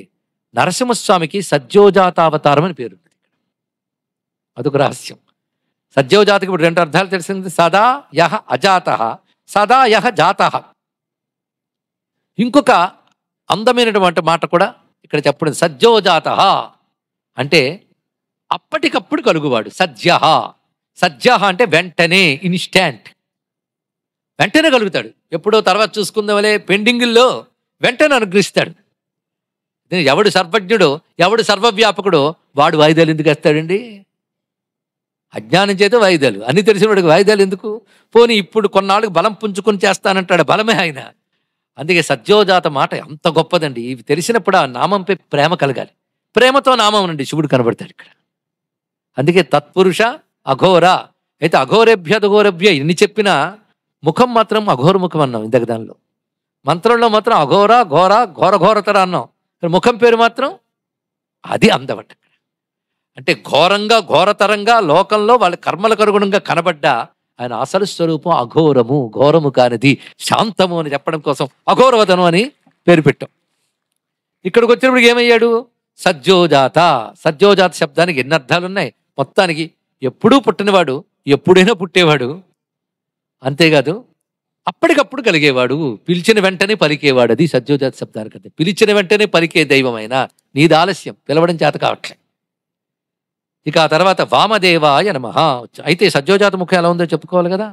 ప్రాళేయాచలమిందుకుంద ధవళం గోక్షీరఫేన ప్రభం భస్మాభ్యక్తమనంగ దేహదగన జ్వాలావళీలోచనం బ్రహ్మేంద్రాదిమరుద్గణై స్తుతిపదైరభ్యర్చితం యోగిభిః వందేహం సకలం కళంకరహితం స్థాణోర్ముఖం పశ్చిమం. ఆ స్థాణువైన శివుని యొక్క 5వ ముఖం ఎలా, పశ్చిమ ముఖం, 5వ ముఖం కాదు, పశ్చిమ ముఖం ఎలా ఉన్నదంటే ప్రాళయాచల హిమవత్ పర్వతంలాగా, చంద్రునిలాగా, మల్లెలాగా, ఆవు పాలలాగా తెల్లగా ఉన్నది. ఎన్ని వర్ణించాడు ఇక్కడ. తెల్లదనం మన హృదయంలో నాటుకుపోవడానికి అన్ని రకాలు. దానికి తోడు భస్మం పూసుకున్నాడు. అంటే మొదట కనిపించినది ఒక మెరుపు కాంతులతో ఉన్నది, అగ్నికాంతులతో ఉన్నది, బంగారు కాంతులతో ఉన్నది. తర్వాతది నీలకాంతులతో ఉన్నది అఘోరముఖం. ఈ ముఖము తెల్లగా ఉంది, సజ్జోజాత ముఖం. అటువంటి సజ్జోజాత ముఖంతో ఉన్నటువంటి వాడికి నమస్కారము. కళంకరహితం, ఇది తత్వం. తర్వాత చెప్పబడుతున్నది వామదేవ. వామదేవాయ నమో, జ్యేష్ఠాయ నమః, శ్రేష్ఠాయ నమః, రుద్రాయ నమః. ఇవన్నీ నామాలు పూజించినట్టు ఉన్నాయండి. కాలాయ నమః, కల వికరణాయ నమః, బల వికరణాయ నమః, బలాయ నమః, బల ప్రమథనాయ నమః, సర్వభూత దమనాయ నమః, మనోన్మనాయ నమః. ఇక్కడ మనోన్మన శబ్దం రాగానే మొన్న ఓంకారం చెప్పేటప్పుడు చిట్ట చివరికి ఉన్మని అనేది అణుధ్వనుల్లో చివరిది అని చెప్పుకున్నాం. ఇక్కడ చివరి వాక్యం ఏంటి? మనోన్మనాయ నమః. పుంలింగంలో మనోన్మన, స్త్రీలింగం చేసేస్తే మనోన్మని, అమ్మవారే. ఈ పేర్లన్నీ అమ్మవారివేనండి. ఎలాగో తర్వాత చూద్దాం. మొత్తానికి వామదేవాయ నమః. ఇది మంత్రం, ప్రత్యేకించి మంత్రంగా చెప్తారు దీన్ని. ఏదో ఉంది దీంట్లో. ఈ మంత్రానికి ఉన్న విశేషం ఏంటంటే సృష్టి క్రమం అంతా ఇందులో ఉందయ్యా అన్నాడు. ఇది పరిశీలించవలసిన ఒక అందమైన అంశం అండి. సృష్టి క్రమం అంతా ఇందులో ఉన్నది. ఎలాగున్నది ఇప్పుడు మనం పరిశీలిస్తే, వామదేవాయ మొట్టమొదటి మాట ఏమిటి? వామదేవ. వామ అనే మాటకు అర్థం ఎడమ అని లోకంలో అంటాం, కానీ వామ శబ్దానికి మరొక అర్థం సుందరం అని కూడా ఉన్నది. అందుకే వామాక్షి అనే పేరు కూడా మనం అమ్మవారి చదువుతుంటాం కదా. కానీ వామ అనే మాటకు అర్థం అంటే వమన ధర్మము కలవాడు వామ. వమనము అంటే వెలిగ్రక్కుట, బయట పెట్టుట అని అర్థం. జగత్తు ఏర్పడక ముందు ఎక్కడుంది? ఏమండి, చాలా తేలిగ్గా అర్థమయ్యే విషయం, అంత సీరియస్ అక్కర్లేదు. చెట్టు బయట పడక ముందు ఎక్కడుంది చెప్పండి? విత్తనంలో ఉంది. విత్తనం నుంచి బయటపడింది. సృష్టి ఏర్పడక ముందు ఉన్నదే వస్తుంది, కానీ లేనిది రాదు, గుర్తుపెట్టుకోండి. అంటే ఇదివరకు లేని సృష్టిగా వచ్చింది అంటే అది ఉంది. ఎలాగుంది? అవ్యక్తంగా ఉంది. అవ్యక్తంగా ఎవరి యందు ఉన్నది? పరమాత్మ యందు ఉన్నది ఇక్కడ. కనుక ఆయన నుంచి వచ్చింది.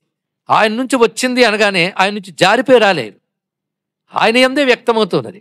కనుక ఆయనే తనలో సృష్టిని వెలిగ్రెక్కి చూపిస్తున్నాడు. తిరిగి తనలో తనే లీనం చేసుకున్నాడు. అందుకే ఒక పరి జగముల వెలినిడి ఒక పరి లోపలికి గొనుచు ఉభయము తానై. ఒక పరి జగములు వెలినిడి, వెలికి చూపించాడు. ఈ వమన ధర్మం ఏదైతే ఉందో దానిని, ఆ వమనము చేసినటువంటి వాణ్ణి వామ అన్నారు అన్నారు. ఇక్కడ ఇది వామ అనే శబ్దం వచ్చింది. వామదేవాయ. సరే, జ్యేష్ఠాయ. ఎవడైతే వమనము చేశాలో చూపించాడో వాడు అసలు స్వరూపము జ్యేష్ఠుడు. జ్యేష్ఠుడు పెద్దవాడండి. అంటే సృష్టికి ముందే ఉన్నవాడు, సృష్టిని తన నుంచి వ్యక్తపరిచిన వాడు, సృష్టికి ముందే ఉన్నాడు. వామదేవాయ నమః, జ్యేష్ఠాయ నమః, శ్రేష్ఠాయ నమః. ఈ శ్రేష్ఠ అనేది జ్యేష్ఠం యొక్క విశేషణం. ఇది విడిగా చెప్పినప్పటికీ కూడా తెలుసుకోవాల్సింది ఒక్కటే. కనుకనే జ్యేష్ఠాయ నమః, శ్రేష్ఠాయ నమః. ఈ మాట మనకి జ్యేష్ఠాయ నమః, శ్రేష్ఠాయ నమః రుద్రంలో కూడా వస్తుంది, పరిశీలించండి. ఇదే మాట మరొక చోట వచ్చింది. ఈశాన ప్రాణద ప్రాణో జ్యేష్ఠ శ్రేష్ఠ ప్రజాపతి. అది వేద ప్రక్రియ అండి విష్ణు శాస్త్రంలో. విష్ణు శాస్త్రంలో అంత పకడ్బందీగా పెట్టాడాము.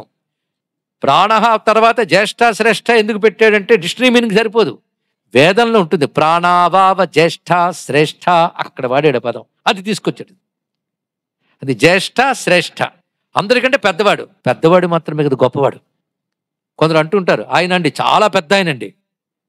ఏం చేస్తున్నాడు? ఏమి చేయరండి అన్నాడు. అంటే ఊరికనే పెద్దవాడు అంతే. పెద్దవాడిని గౌరవించడమే, ఏమీ చెయ్యనందుకు కూడా గౌరవించాలి కొందరిని. వాళ్ళు ఏదైనా చేస్తే ప్రమాదం. కొందరు చెయ్యనందుకు గౌరవిస్తాడు ఇక్కడ. కానీ జ్యేష్ఠుడు అంటే పెద్దవాడు, పెద్ద ఆయనండి. పెద్దవాడు మాత్రమే కాదు, ఉట్టి పెద్ద అయితే గొప్ప లేదండి, శ్రేష్ఠాయ, అది గొప్పవాడు ఇక్కడ. కనుక రెండు ఒకే శబ్దం, ఒకే భావానికి లక్షణములుగా చెప్తున్నాడు. నమో జ్యేష్ఠాయచ శ్రేష్ఠాయచ నమ కాలాయ. ఆయనే కాలస్వరూపుడు. ఎందుకంటే సృష్టిని తన నుంచి వెలిగ్రెక్కిన వాడు, సృష్టి కంటే ముందున్నవాడు గొప్పవాడు. ఈ సృష్టిని నడుపుతున్నాడు పద్ధతిలో, ఆ పద్ధతి పేరు కాలం. సృష్టిని నడిపే పద్ధతి పేరు కాలము. ఎప్పుడు ఏది ఎక్కడ వ్యక్తం కావాలి, ఎప్పుడు అది లీనమైపోవాలో నిర్ణయించేది కాలం. ఆ కాలం భగవత్ స్వరూపం. అందుకే కాలాగ్ని రుద్ర త్రికాగ్ని కాలాయ అంటున్నాం కదా. కాల అంటే ఈశ్వరుడికి గుర్తొస్తాడు. కాలాగ్ని రుద్రోపనిషత్తును మరుకుంది. రుద్రం గురించి ఎంత ఉందో చూడండి. 7 రోజులు కూడా సరిపోదు అనిపించేటంతుంది. ఒకరు అన్నారు 3 రోజుల క్రితం, ఒకప్పుడు భాష్యం చెప్పేశాక ఇంకా చెప్పడానికి ఏముందో తెలుస్తుంది కదా, ఇంకెంతో ఉండిపోయిందని భయం మాకుంది. కాలాగ్ని రుద్రోపనిషత్తును మరుగుతుంది. ఎన్ని రుద్రోపనిషత్తులు ఉన్నాయో, ఇవాళ ఒక రుద్రోపనిషత్తు వచ్చింది, ఇంకో రుద్రోపనిషత్తు ఉంది. సమయం భగవంతుడు ఇస్తే రేపు వస్తుంది అక్కడ, అది కూడా ఉన్నది. సరే, ఇప్పుడు మనం చెప్పుకుంటున్న రుద్రోపనిషత్తులో కాలాయ వచ్చింది. కాలం అంటే అర్థం ఏమిటి అంటే కలనము చెయ్యనిది కాలము అన్నాడు. కలనము మీరు ఎప్పుడైనా పుస్తకాలు దగ్గర సంకలనం అని వినుంటారు. సంకలనం అంటే అక్కడవి ఇక్కడవన్నీ ఏడ్చుకొచ్చి కూర్చాడుని, కూర్చుట, సమకూర్చుట అని అర్థం. ఇక్కడ ఎప్పుడో కర్మలు చేసాం, ఇప్పుడు అనుభవిస్తున్నాం అంటే ఆ కర్మకి ఫలాన్ని ఎవడు సమకూర్చాడు.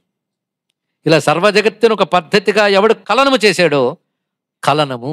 ఈ కలనము ద్వారా చేసిన కాలహ పరిణామశక్తి అని మరొక అర్థం. కాలాన్ని నువ్వు చూడగలవా అండి? వస్తువును చూడగలవు, కాలం చూడగలవా? అందుకే 3 చూడగలంట, 4వ దాన్ని చూడలేమన్నాడు. ఏమిటి? దేశము, వస్తువు, 3 డైమెన్షన్ ప్రపంచమంతా. పొడవు, వెడల్పు, ఎత్తో, లోతో, మొత్తానికి 3 డైమెన్షన్. ఇది అందరూ చూస్తారు. ఇది పదార్థ లక్షణం. 4వది ఒకటి ఉంది, నువ్వు చూడలేవు కానీ లేదంటే ఒప్పుకో. 4th డైమెన్షన్ ఇస్ టైం అన్నాడు, దాన్ని ఐన్స్టైన్. 4వది కాలం. దీన్ని అనుసరించి ఇదంతా వెళుతుంటుంది అన్నాడు ఇక్కడ. కానీ ఈ 3 కూడా కాలంలో తిరుగుతున్నాయి. అది కాలం నీకెప్పుడు ఏదో ఇస్తుంది, దాన్ని నువ్వు శాసించలేవు. అందుకంటే గొప్ప శాసనం కాలమే. కాలాన్ని శాసించేవాడు ఆయన ఒక్కడే, అది ఎలాగో తెలుసుకున్నాం. కానీ కాలాయ కల వికరణాయ, వికరణం అంటే వెదజల్లుట. ఈ కాలమును, కలన శక్తిని ఎక్కడ ఎప్పుడు ఎవడికి ఇవ్వాలని వెదజల్లుతాడు ఆయన. ఇది ఎలాంటిదంటే విత్తనాలన్నీ ఒక సంచిలో పెట్టుకుని రైతు నేల మీదకి వెళ్ళి ఎలా వెదజల్లుతాడో అలాగే ప్రపంచంలో జీవుల మీద కాలాన్ని అలా వెదజల్లుతాడు. ఎవడికి ఎప్పుడు ఏం కావాలి. కల వికరణాయ నమః. దానితో పాటు బలమును వెదజల్లుతాడు. ఏ జీవుడికి ఎప్పుడు ఎంత బలం ఇవ్వాలో ఆయన ఇస్తాడు, ఎప్పుడు తీసేయాలో అప్పుడు చేస్తాడు. అలా బలాన్ని జల్లాడు ఆయన. తెలుసా ఎక్కడ జల్లాడు? తద్విష్ణోర్ బలమాహు అని చెప్పినట్లుగా, బలయుతులకు దుర్బలులకు బలం ఇవ్వడని చెప్పినట్లుగా, పిపీలకు మొదలుగున బ్రహ్మదేవుడి వరకు అందరిలోనూ వారి వారి బలములు, వారి వారి ఉపాధులను అనుసరించి వెదజల్లినవాడు. బల వికరణాయ నమః. అయితే జల్లిన బలం ఎక్కడి నుంచి వచ్చిందయ్యా అంటే బలం ఆయనే. అందుకే బలమే ఆయన. బలం ఇవ్వడు అంటే బలం ఆయనని చెప్పాడు కదా. అంతేకాదు ఉగ్రాయచ భీమాయచ వచ్చినప్పుడు బలస్వరూపంగా వర్ణించాం. కనుకనే బల వికరణాయ నమో బలాయ నమః. ఇక బలం ఇచ్చాడు అనగానే మనం బలంతో విర్రవీగితే తీసేస్తాడు కూడా ఆయన. అందరి బలాలు తీసేయలేదండి.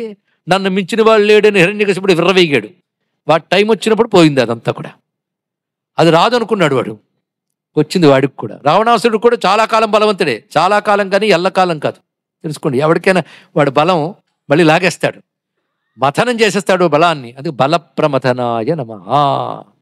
వీడు వాడని కాదు, సర్వభూతములకి దమనం, నిగ్రహించేవాడైన సర్వభూత దమనాయ నమః.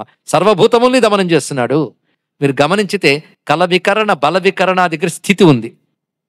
వామదేవాయ జ్యేష్ఠాయ శ్రేష్ఠాయ సృష్టి ఉంది. బలప్రమథనాయ నమః సర్వభూత దమనాయ నమః అంటే లయం ఉంది. ఒక్క ఈ మంత్రంలో సృష్టి స్థితి లయకారకుడైన రుద్రుడికి నమస్కారం అని ఒక్క మంత్రంలో చెప్పాడు చూడండి. దీన్ని అనుసరించి వీటి స్త్రీలింగాలు ఇవ్వండి అయ్యి అన్నాడు ఇక్కడ. దీని స్త్రీలింగాలంటే వామ అనగా వామదేవాయ, అక్కడ శక్తి వామ.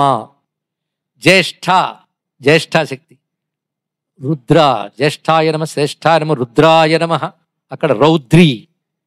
కలవికరణి, కాళీ, కాలాయ నమ, కాళీ. వాటి స్త్రీలింగాలు ఇవ్వడనండి. బలవికరణి, బలప్రమథని, సర్వభూత దమని, మనోన్మని అన్నాడు ఇక్కడ. ఇందులో బలప్రమథని బల దగ్గర కలిపి ఒకటి చేశాడు, బలప్రమథని అని. అలాగే శ్రేష్ఠాయ అనేది జ్యేష్ఠలో కలిసింది కనుక శ్రేష్ఠ అని వేరే నామం పెట్టలేదు. ఇలా తీస్తే మొత్తం మీకు 9 వస్తాయి. వీటి నవశక్తులు అంటారు. ఈ నవశక్తులకి నవావరణలకి ఏదో సంబంధం.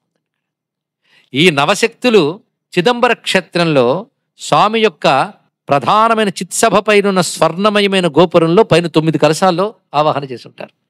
ఇవి వామ, జ్యేష్ఠ, రౌద్రి, కాళీ, కలవికరణి, బలవికరణి, బలప్రమథని, సర్వభూత దమని, మనోన్మని అని చెప్పబడుతూ ఉన్నవారు అమ్మవారు. ఇప్పుడు ఈ మంత్రం ఎంత విశేషంగా ఉంది చూడండి. మనం మామూలుగా చదివే 5 యందు సృష్టి స్థితిలో ఇలా అన్నీ చేసే పరమాత్మ కనబడుతున్నాడు. వామదేవాయ నమః, జ్యేష్ఠాయ నమః. ఈ స్వరూపాన్ని మనం నమస్కారం చేసుకున్నాక ఇది ఎలా ఉంటుంది అంటే గౌరం కుంకుమ పంకిలం వ్యాపాండుగండస్థలం భ్రూవిక్షేప కటాక్ష వీక్షణల సత్ సంసక్త కర్ణోత్పలం స్నిగ్ధం బింబఫలాదరం ప్రహసితం నీలాలకాలంకృతం వందే పూర్ణ శశాంక మండల నిభం వక్త్రం హరస్యోత్తరం. ఉత్తరముఖమైన వామదేవం వదనం ఎలా ఉంటుంది? తెల్లగా ఉంటుంది. ఇది కూడా తెలుపులో మళ్ళీ 2 తేడాలు ఉన్నాయి. శుద్ధ స్ఫటికవత్ ఒకటి, గోక్షీరమవత్ ఒకటి. ఇదొక స్వరూపం. గౌరం కుంకుమ పంకిలం, కుంకుమ జల్లుకున్న తెల్లని ముఖం, దానితో ఉన్నటువంటి వాడు. అంటే ఎరుపు ఉంది, తెలుపు ఉంది, 2 వర్ణములు ఇక్కడ గోచరిస్తున్నాయన్నాడు. ఇప్పుడు నిజానికి 4 అయిపోయింది. ఇంకా 5వ దాంట్లోకి వెళుతున్నాం. ఈ 5 ఈశాన సర్వ విద్యానాం ఈశ్వర సర్వభూతానాం బ్రహ్మాధిపతి బ్రహ్మణోధిపతి బ్రహ్మ శివో మే అస్తు సదాశివ ఓం. ఓంకారంతో పూర్తయిపోయింది. అంటే ఈ వదనం దేని చెప్తుందంటే ఓంకారాన్ని చెప్తుంది అయ్యా అన్నాడు. మరి మిగిలిన 4 వదనాలు ఏం చెప్తున్నాయంటే ఓంకారం నుంచి వచ్చిన వేదములన్నీ 4. ఈ 4 వేద స్వరూపములు 4 ముఖములు చెప్తూ ఉంటే 4 వేదాలకు మూలమైన ప్రణవం పైనుంది. అటువంటి స్వరూపం. పైగా ఆ స్వరూపంలో ఈశానుడు ఎవరు అంటే సర్వ విద్యానాం ఈశాన. ఇందాక సరిగ్గా మనం చెప్పేటప్పుడు ఈ ప్రశ్నలో కూడా అందరినీ ప్రేరేపించే విద్యాధిపతి ఎవడు అంటే ఈశాన అని చెప్పారు కదా. ఎందుకంటే ఇంత జన్మెత్తినందుకు పొందవలసింది విద్య. విద్య లేనివాడు వింతపసం అంటాం. విద్యలంటే కూటికి పనికొచ్చే విద్యల గురించి చెప్పలేదు. మానవ జన్మ లభించిందే విద్య పొందడం కోసం. విద్య అంటే పరమాత్మని తెలియజేసేది మాత్రమే విద్య. దాన్ని తెలుసుకునే విద్య ప్రధాన విద్య. దాన్ని ఏమంటారు? పరావిద్య అంటారు. మరి మిగిలిన విద్యలన్నిటికీ పేరు ఏమిటంటే అపరావిద్యలు. అయిపోయింది మొత్తం. ఇది మళ్ళీ రుద్ర హృదయోపనిషత్తు అనే దానిలో దీని వివరణ అంతా ఉంది, తర్వాత తెలుసుకుందాం. అపరావిద్యలు అంటే ఏమిటి, పరావిద్య అంటే ఏమిటి ఇక్కడ. కనుక పరావిద్యని ఆయన ఇస్తాడు, అపరావిద్యలు ఇస్తాడు. లేకపోతే లోకం ఎలా నడుస్తుందండి? లోకం నడవడానికి కావలసిన అపరావిద్యలు ఆయన స్వరూపమే, పరావిద్య ఆయన స్వరూపమే. కనుక అపరావిద్యల కోసం ఆయన దగ్గరికి వెళదామండి, పరావిద్య కోసం ఇంకోటి దగ్గరికి వెళ్దామండి? అక్కర్లేదండి. మనకు లోకంలో చదువుకోవడానికి ఒక సబ్జెక్టు, వేదాంతంకి ఇంకో గురువు గారి దగ్గరికి వెళ్ళాలి. కానీ ఒక్క గురువుని పట్టుకుంటే నీకేది అవసరమో దాన్ని ఇచ్చేస్తాడు. లోకంలో బ్రతికినప్పుడు నీకు కావలసిన విద్య ఆయన ఇస్తాడు. లోకాతీతమైన బ్రహ్మ విద్య కూడా ఆయన ఇస్తాడు. ఎందుకంటే పరాపర విద్యానాం పతి గనక ఈశాన సర్వ విద్యానాం. సర్వ విద్యలకి ఈశ్వరుడు. అయితే ఆయన డిపార్ట్మెంట్ అంటే ఎడ్యుకేషన్ డిపార్ట్మెంట్ అనమాట. అంటే కాదయ్యా, ఈశ్వర సర్వభూతానాం, సర్వ ప్రాణికోట్లకు ఆయన ఈశ్వరుడు. అంతేకాదు బ్రహ్మాధిపతి బ్రహ్మణోధిపతి 2 విషయములు. బ్రహ్మాధిపతి ఇక్కడ బ్రహ్మశబ్దానికి వేదం అని అర్థం. వేదానికి అధిపతి ఆయన. బ్రహ్మదేవుడికి కూడా ఆయనే పతి. ఎందుకంటే బ్రహ్మకు వేదములు ఇచ్చినవాడు అని రుద్ర శబ్దానికి అర్థం చెప్పాం. రుతిం వేద శబ్దం బ్రహ్మణే దదాతీత రుద్ర. బ్రహ్మకి వేదములు ఇచ్చినవాడు రుద్రుడు, అంటే జ్ఞానప్రదాత అని అర్థం ఇక్కడ. దానికి ఇక్కడ బ్రహ్మాధిపతి బ్రహ్మణోధిపతి. మరి ఆయన ఎవడు? బ్రహ్మ. బ్రహ్మ అంటే చతుర్ముఖ బ్రహ్మని కాదు, పరబ్రహ్మ అని అర్థం. ఆయన మరో పేరు సదాశివ. ఎల్లవేళ శివుడే. శివశబ్దానికి త్రిగుణాతీతుడు అని చెప్పుకున్నాం. అంటే త్రిగుణములుగా లోకమంతా వ్యాపించిన ఏ గుణం ఆయనకు అంటదు. ఆయన ఎప్పుడు శివుడే, ఎల్లవేళలా త్రిగుణాతీతుడే. సదాశివ. ఆ సదాశివుని తెలియజేసే ఒక్క అక్షరం చెప్పు, ఓం సదాశివోం. ఇది ఈశాన. ఈశాన ముఖం ఎలా ఉంటుంది? కుతూహలంగా ఉంది కదా. ఇంతవరకు ప్రతి ముఖానికి ఒక రంగు ఉంది. 4 ముఖాలకి 4 రంగులు. పైగా 4 ముఖాలకి నోరు, 3 కళ్ళు, జడలు, చంద్రలేఖ, ఇవన్నీ సామాన్యం. ఇప్పుడు 5వ ముఖం ఎలా ఉంటుంది చూడాలనుంది కదా. దయచేసి ఈ శ్లోకం వినండి.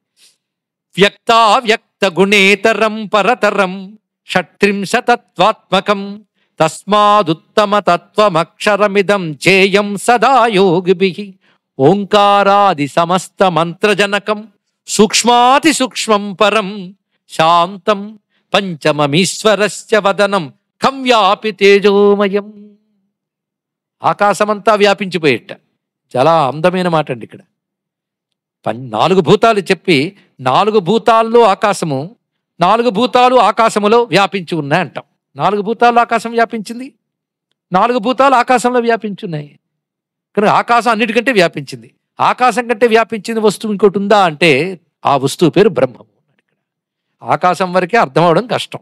ఆకాశం కంటే సూక్ష్మమైన, అందుకే కంవ్యాపి తేజోమయం అంటే ఆకాశమనందు కూడా వ్యాపించిన తేజస్వరూపుడు అంటే చైతన్య స్వరూపుడు అని అర్థం ఇక్కడ.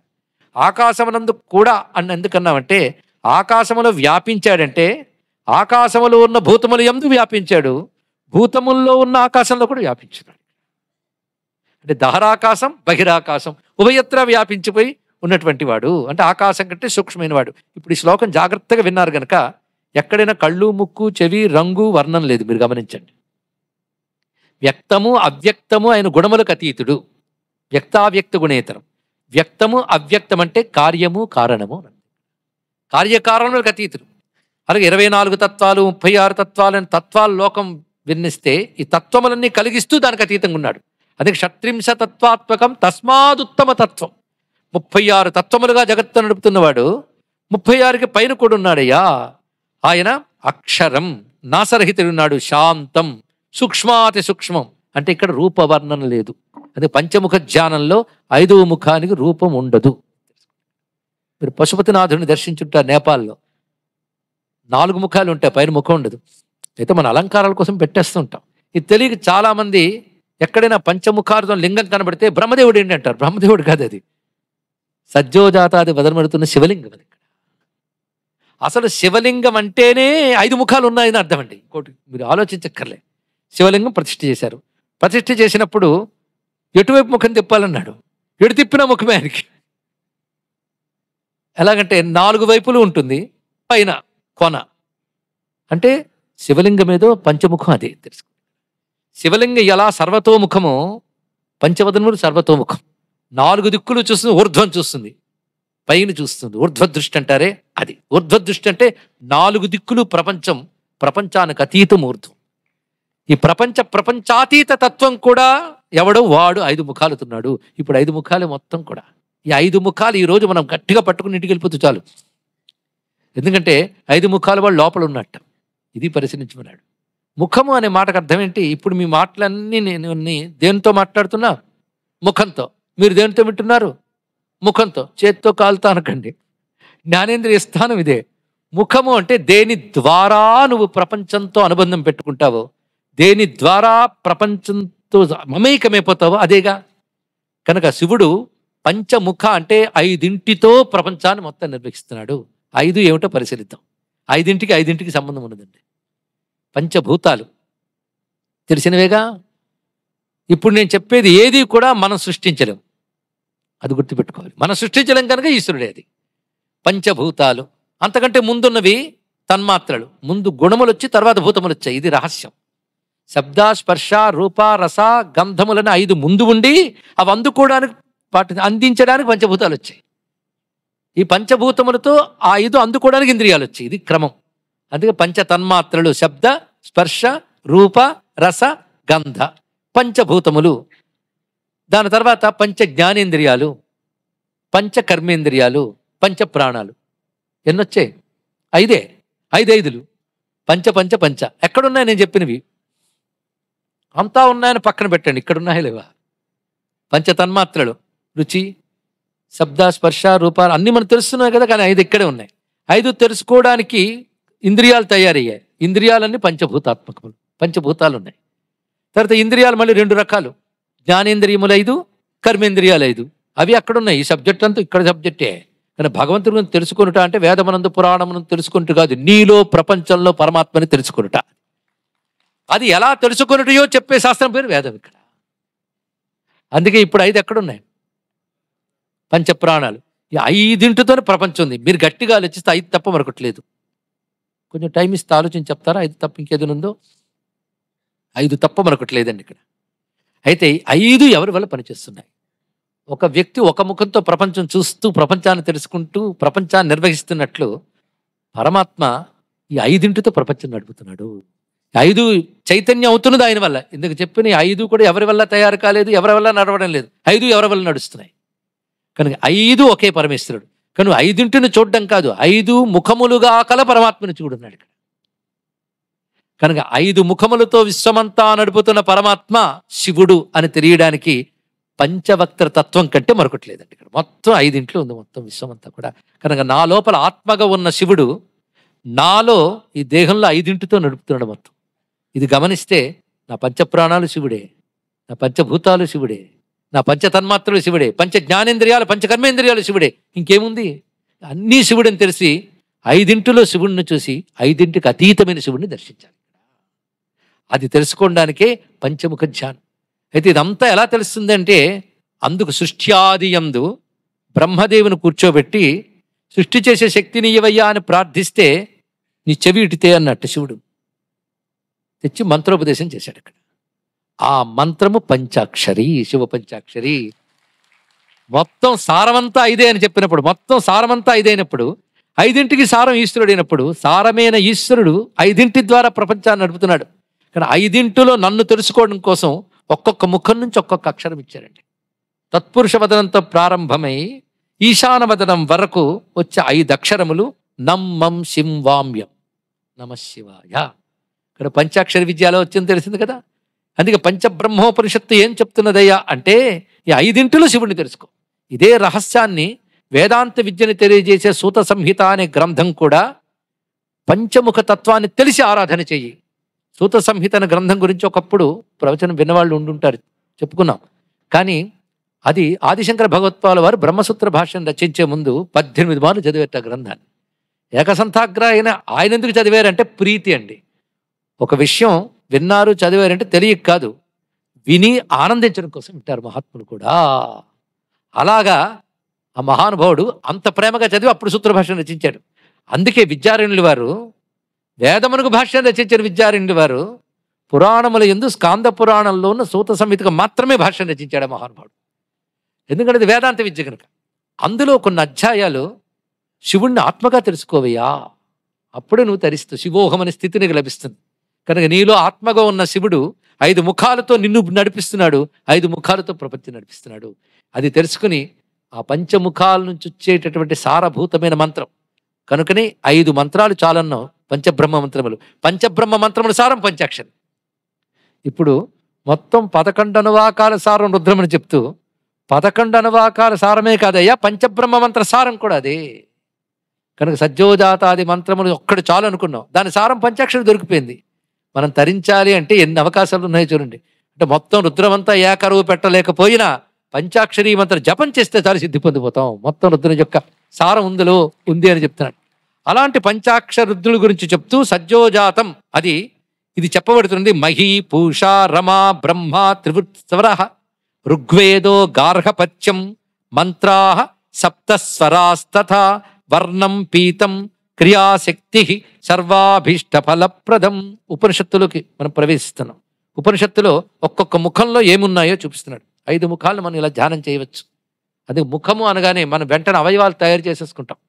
అవయవాలు కాదు ఇక్కడ తెలుసుకోవాల్సినది తత్వం. ఒక్కొక్క ఆకారం తత్వం చెప్తుంది. అందుకే భగవద్ ఆకారం అంటే తత్వాన్ని తెలియజేస్తుంది. అందుకే సద్గురువులు మా గురువులు శివానందమూర్తి గారు ఒక మాట చెప్పారు, హిందువులు విగ్రహారాధకులు కారు తత్వారాధకులు అన్నారు. ఇక్కడ విగ్రహంలో ఒక్కొక్కడు ఒక్కొక్క తత్వాన్ని చెప్తుంది.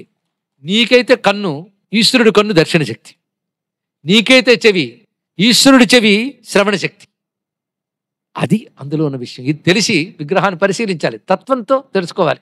అది ఈశ్వరుడు ముఖములు అనగానే తత్వములు, ఇందాక చెప్పిన వీటన్నిటికీ అవి సంకేతములు.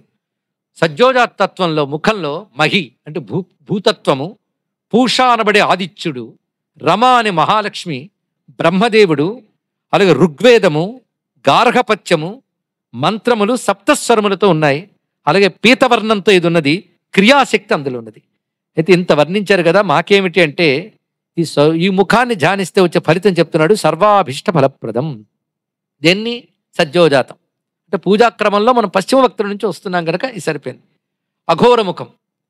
ఇందాక సజ్జోజాత ముఖంలో ఏ భూతం చెప్పబడిందండి? భూతం అంటే పంచభూతాల్లో, జాగ్రత్త విన్నారు. మహి, మహి అంటే భూమి. ఇక్కడ సలిలం, అక్కడేం చెప్పాడు? పూష సూర్యుడు, ఇక్కడ చంద్ర, అక్కడ రమ అన్నాడు, ఇక్కడ గౌరీ, గౌరీ స్వరూపం. అదేవిధంగా వేద ద్వితీయకం, 2వ వేదం ఇందులో కనబడుతున్నది. నీరదాభం, మేఘంలా ఉన్నది. సాంద్రం దక్షిణాగ్ని ఉదాహృతం, అక్కడ చెప్పబడ్డ అగ్ని గార్హపత్యాగ్ని మొదటిది, దీనిలో దక్షిణాగ్ని. అంటే వేదమునందు ఏవి ముఖ్యమో అన్ని వదనాలు ఉన్నాయి చూడండి. అందుకే 5 వదనాల్లో సర్వం ఉంది, ఇంకోటి ఏది అక్కర్లేదు మీకు.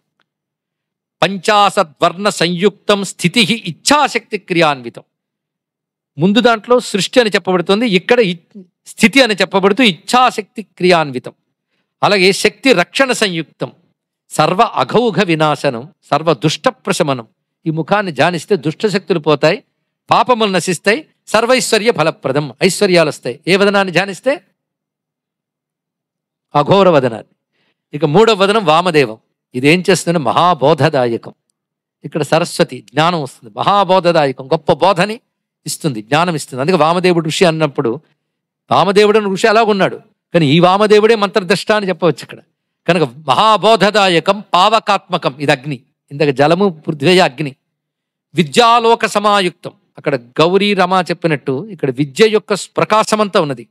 భానుకోటి సమప్రభం, ప్రసన్నం, సామవేదాక్షం, గానాష్టక సమన్వితం. సామవేదంలో ఉన్న 8 విధాల గానరీతులు ఆ వదనంలో వచ్చాయి. ధీరస్వరం, ఆహవనీయం. మొదటిది గార్హపత్యం, రెండవది దక్షిణాగ్ని, ఇప్పుడు ఆహవనీయాగ్ని. ఇది జ్ఞాన సంహార సంయుక్తం, శక్తిద్వయ సమన్వితం, వర్ణం శుక్లం తమో మిశ్రం. జ్ఞానశక్తి, సంహార శక్తి అన్నాడు. ఎందుకు అలా చెప్పాడు? మొదటి దాని క్రియాశక్తి, ఇచ్ఛాశక్తి, జ్ఞానశక్తి వచ్చింది. జ్ఞాన సంహారం అంటే జ్ఞానం రాగానే అనాత్మ విషయములన్నీ హరింపబడతాయి గనక జ్ఞానం సర్వసంహార శక్తి, ప్రపంచోపశమం అన్నట్లుగా అటువంటి శక్తి ఇది. వర్ణం శుక్లం, తెల్లని రంగుతో ఉంటుంది. పూర్ణబోధం స్వయం. అటువంటి ఈ ముఖాన్ని ధ్యానిస్తే సర్వ సౌభాగ్యదనృణాం సర్వకర్మ ఫలప్రదాం. సర్వ సౌభాగ్యాలు ఇస్తుంది, సర్వకర్మ ఫలములు ఇస్తున్నది. ఇక తత్పురుషం. ఇది వాయుమండలం. పంచభూతాల్లో వాయుతత్వానికి వచ్చాం. 4వది. ఇది పంచాగ్నులతో కూడిన శక్తి దీని యందుంది. మంత్రశక్తులు నియమిస్తుంది. అథర్వవేద స్వరూపమైనటువంటిది. ఇది కోటి కోటి గణములకు అధ్యక్షముగా ఉన్నది. అఖండ బ్రహ్మాండ విగ్రహంగా ఉన్నది. ఎర్రని రంగుతో ఉంటుంది. ఈ ముఖాన్ని ధ్యానిస్తే సర్వాధివ్యాధి భేషజం. ఆదివ్యాధులు తొలగుతాయి. మనోరోగాలు, శరీర రోగాలు కూడా పోతాయి.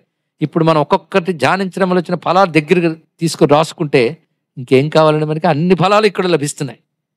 ఇది సర్వకారణ శక్తిగా చెప్పబడుతున్నది. అవస్థ త్రితయాతీతం, తురీయం, సత్య సుఖం. ఇది తత్పురుషం గురించి చెప్తూ తర్వాత ఈశానం. ఈశానం వచ్చేటప్పటికల్లా ఆకాశాత్మకం. అక్కడ వరకు వాయుతత్వం వచ్చింది. ఈశాన ఆకాశతత్వంగా చెప్పబడుతుంది. అది అవ్యక్తం, ఓంకారస్వర భూషితం. మిగిలిన 4 వేదాలైతే ఇది కేవలం ఓంకారస్వరం. సర్వదేవమయం, శాంతం, అకారాది స్వరాధ్యక్షం, ఆకాశమయ విగ్రహం. ఆకాశం నుంచి అక్షరాలు వచ్చాయి అన్నారు కదా, సర్వశబ్దములు. అది ఈశానముఖం. అటువంటి ఈశానముఖం ఇది పంచకృత్యాలు నియంత్రించే ప్రధాన ముఖం. ఈశాన అటు నుంచి మిగిలిన మనకి ఈశాన ఏ కన్ను, ముక్కు, చెవి ఉండవండి ఈశానముఖం. అది నిరాకారతత్వం, ఆకాశంలో ఉంటుంది. మిగిలిన 4 కూడా 4 దిక్కులు ఈ విధంగా ఉన్నాయి. కానీ 4 భూతములైతే 5వ భూతమైన ఆకాశభూతం ఈశాన. కానీ పంచభూతాలు ఎవడు? శివుడు. పంచభూతాలు శివుడే, పంచభూతాలకు అతీతుడు. కనుకని ఇక్కడ ఒక మాట చెప్తాడు, పంచబ్రహ్మాత్మకాతీతో భాసతే స్వస్వతేజస. తర్వాత మాట చెప్తున్నాడు, పంచభూతాత్మకుడై పంచభూతములకు అతీతుడి శివుడున్నాడు. కానీ శివుడిని 2 విధాలుగా తెలుసుకో. పంచతత్వములు యందున్నాడు, పంచతత్వములకు అతీతుడిగా ఉన్నాడు. నువ్వున్నది పంచతత్వంలో, ఒప్పుకున్నావా లేదా? కనుక ముందు నువ్వున్న పంచతత్వంలో శివుణ్ణి పట్టుకోగలిగితే కనుక పంచతత్వాలు వదిలి శివుణ్ణి పట్టుకుంటాం. ఇక్కడ అది పట్టుకుంటే మోక్షం అండి. కనుక 5 ఎవడివో వాడు శివుడు. 5 ముఖాలు. ఇందులో మీరు గమనిస్తే ఒక్కొక్క ముఖానికి ఒక్కొక్క రంగు. ఇందులో వచ్చింది ఎరుపు, నలుపు, అదేవిధంగా తెలుపు, మిశ్రవర్ణం ఒకటి వచ్చింది. ఇంకొకటి శుద్ధ స్ఫటిక వర్ణం పైన ఉన్నది. ఏమిటి ఈ తత్వం అంటే? ఎరుపు, నలుపు, తెలుపు అంటే చాలా మందికి అప్పుడు తెలిసిపోయి ఉంటుంది. రజోగుణం, తమోగుణం, సత్వగుణం. ఈ 3 ప్రకృతిలో శోభ ఏర్పడినప్పుడు వస్తాయి. ప్రకృతి ఏర్పడక ముందు ఇవి సామ్యావస్థలో ఉంటాయి. గుణత్రయ సామ్యావస్థ అంటారు. అది ముందు ఉంటుంది. పరమేశ్వరుడు సృష్టి చేయాలనుకున్నప్పుడు దానిలో క్షోభ ఏర్పడి 3 విడివిడిగా వెలువడతాయట. ఆ స్థితి 4వది. కనుక 3 గుణాలు కలిసిన స్థితి ఒకటి. కనుక 4 ముఖాల్లో 3 రంగులు, 3 గుణాలు. 4వది సామ్య స్థితిని తెలియజేస్తుంది. అతను గుణాలకు అతీతుడు అనేది 5వ దాన్ని తెలియజేస్తుంది. ఇక్కడ మొత్తం పంచభూత తత్వం, అతీత తత్వంలో 3+1+1 త్రిగుణాలు, త్రిగుణాల సామ్య స్థితి, 2కి అతీతమైన స్థితి. ఎన్ని ఉన్నాయో చూడండి పంచతత్వం. అంతేకాదు నువ్వు మంత్రములన్నీ ఒక దగ్గరికి తెచ్చుకో. ఏది? వైదికమైనవి, శాస్త్రీయమైన మంత్రాలు.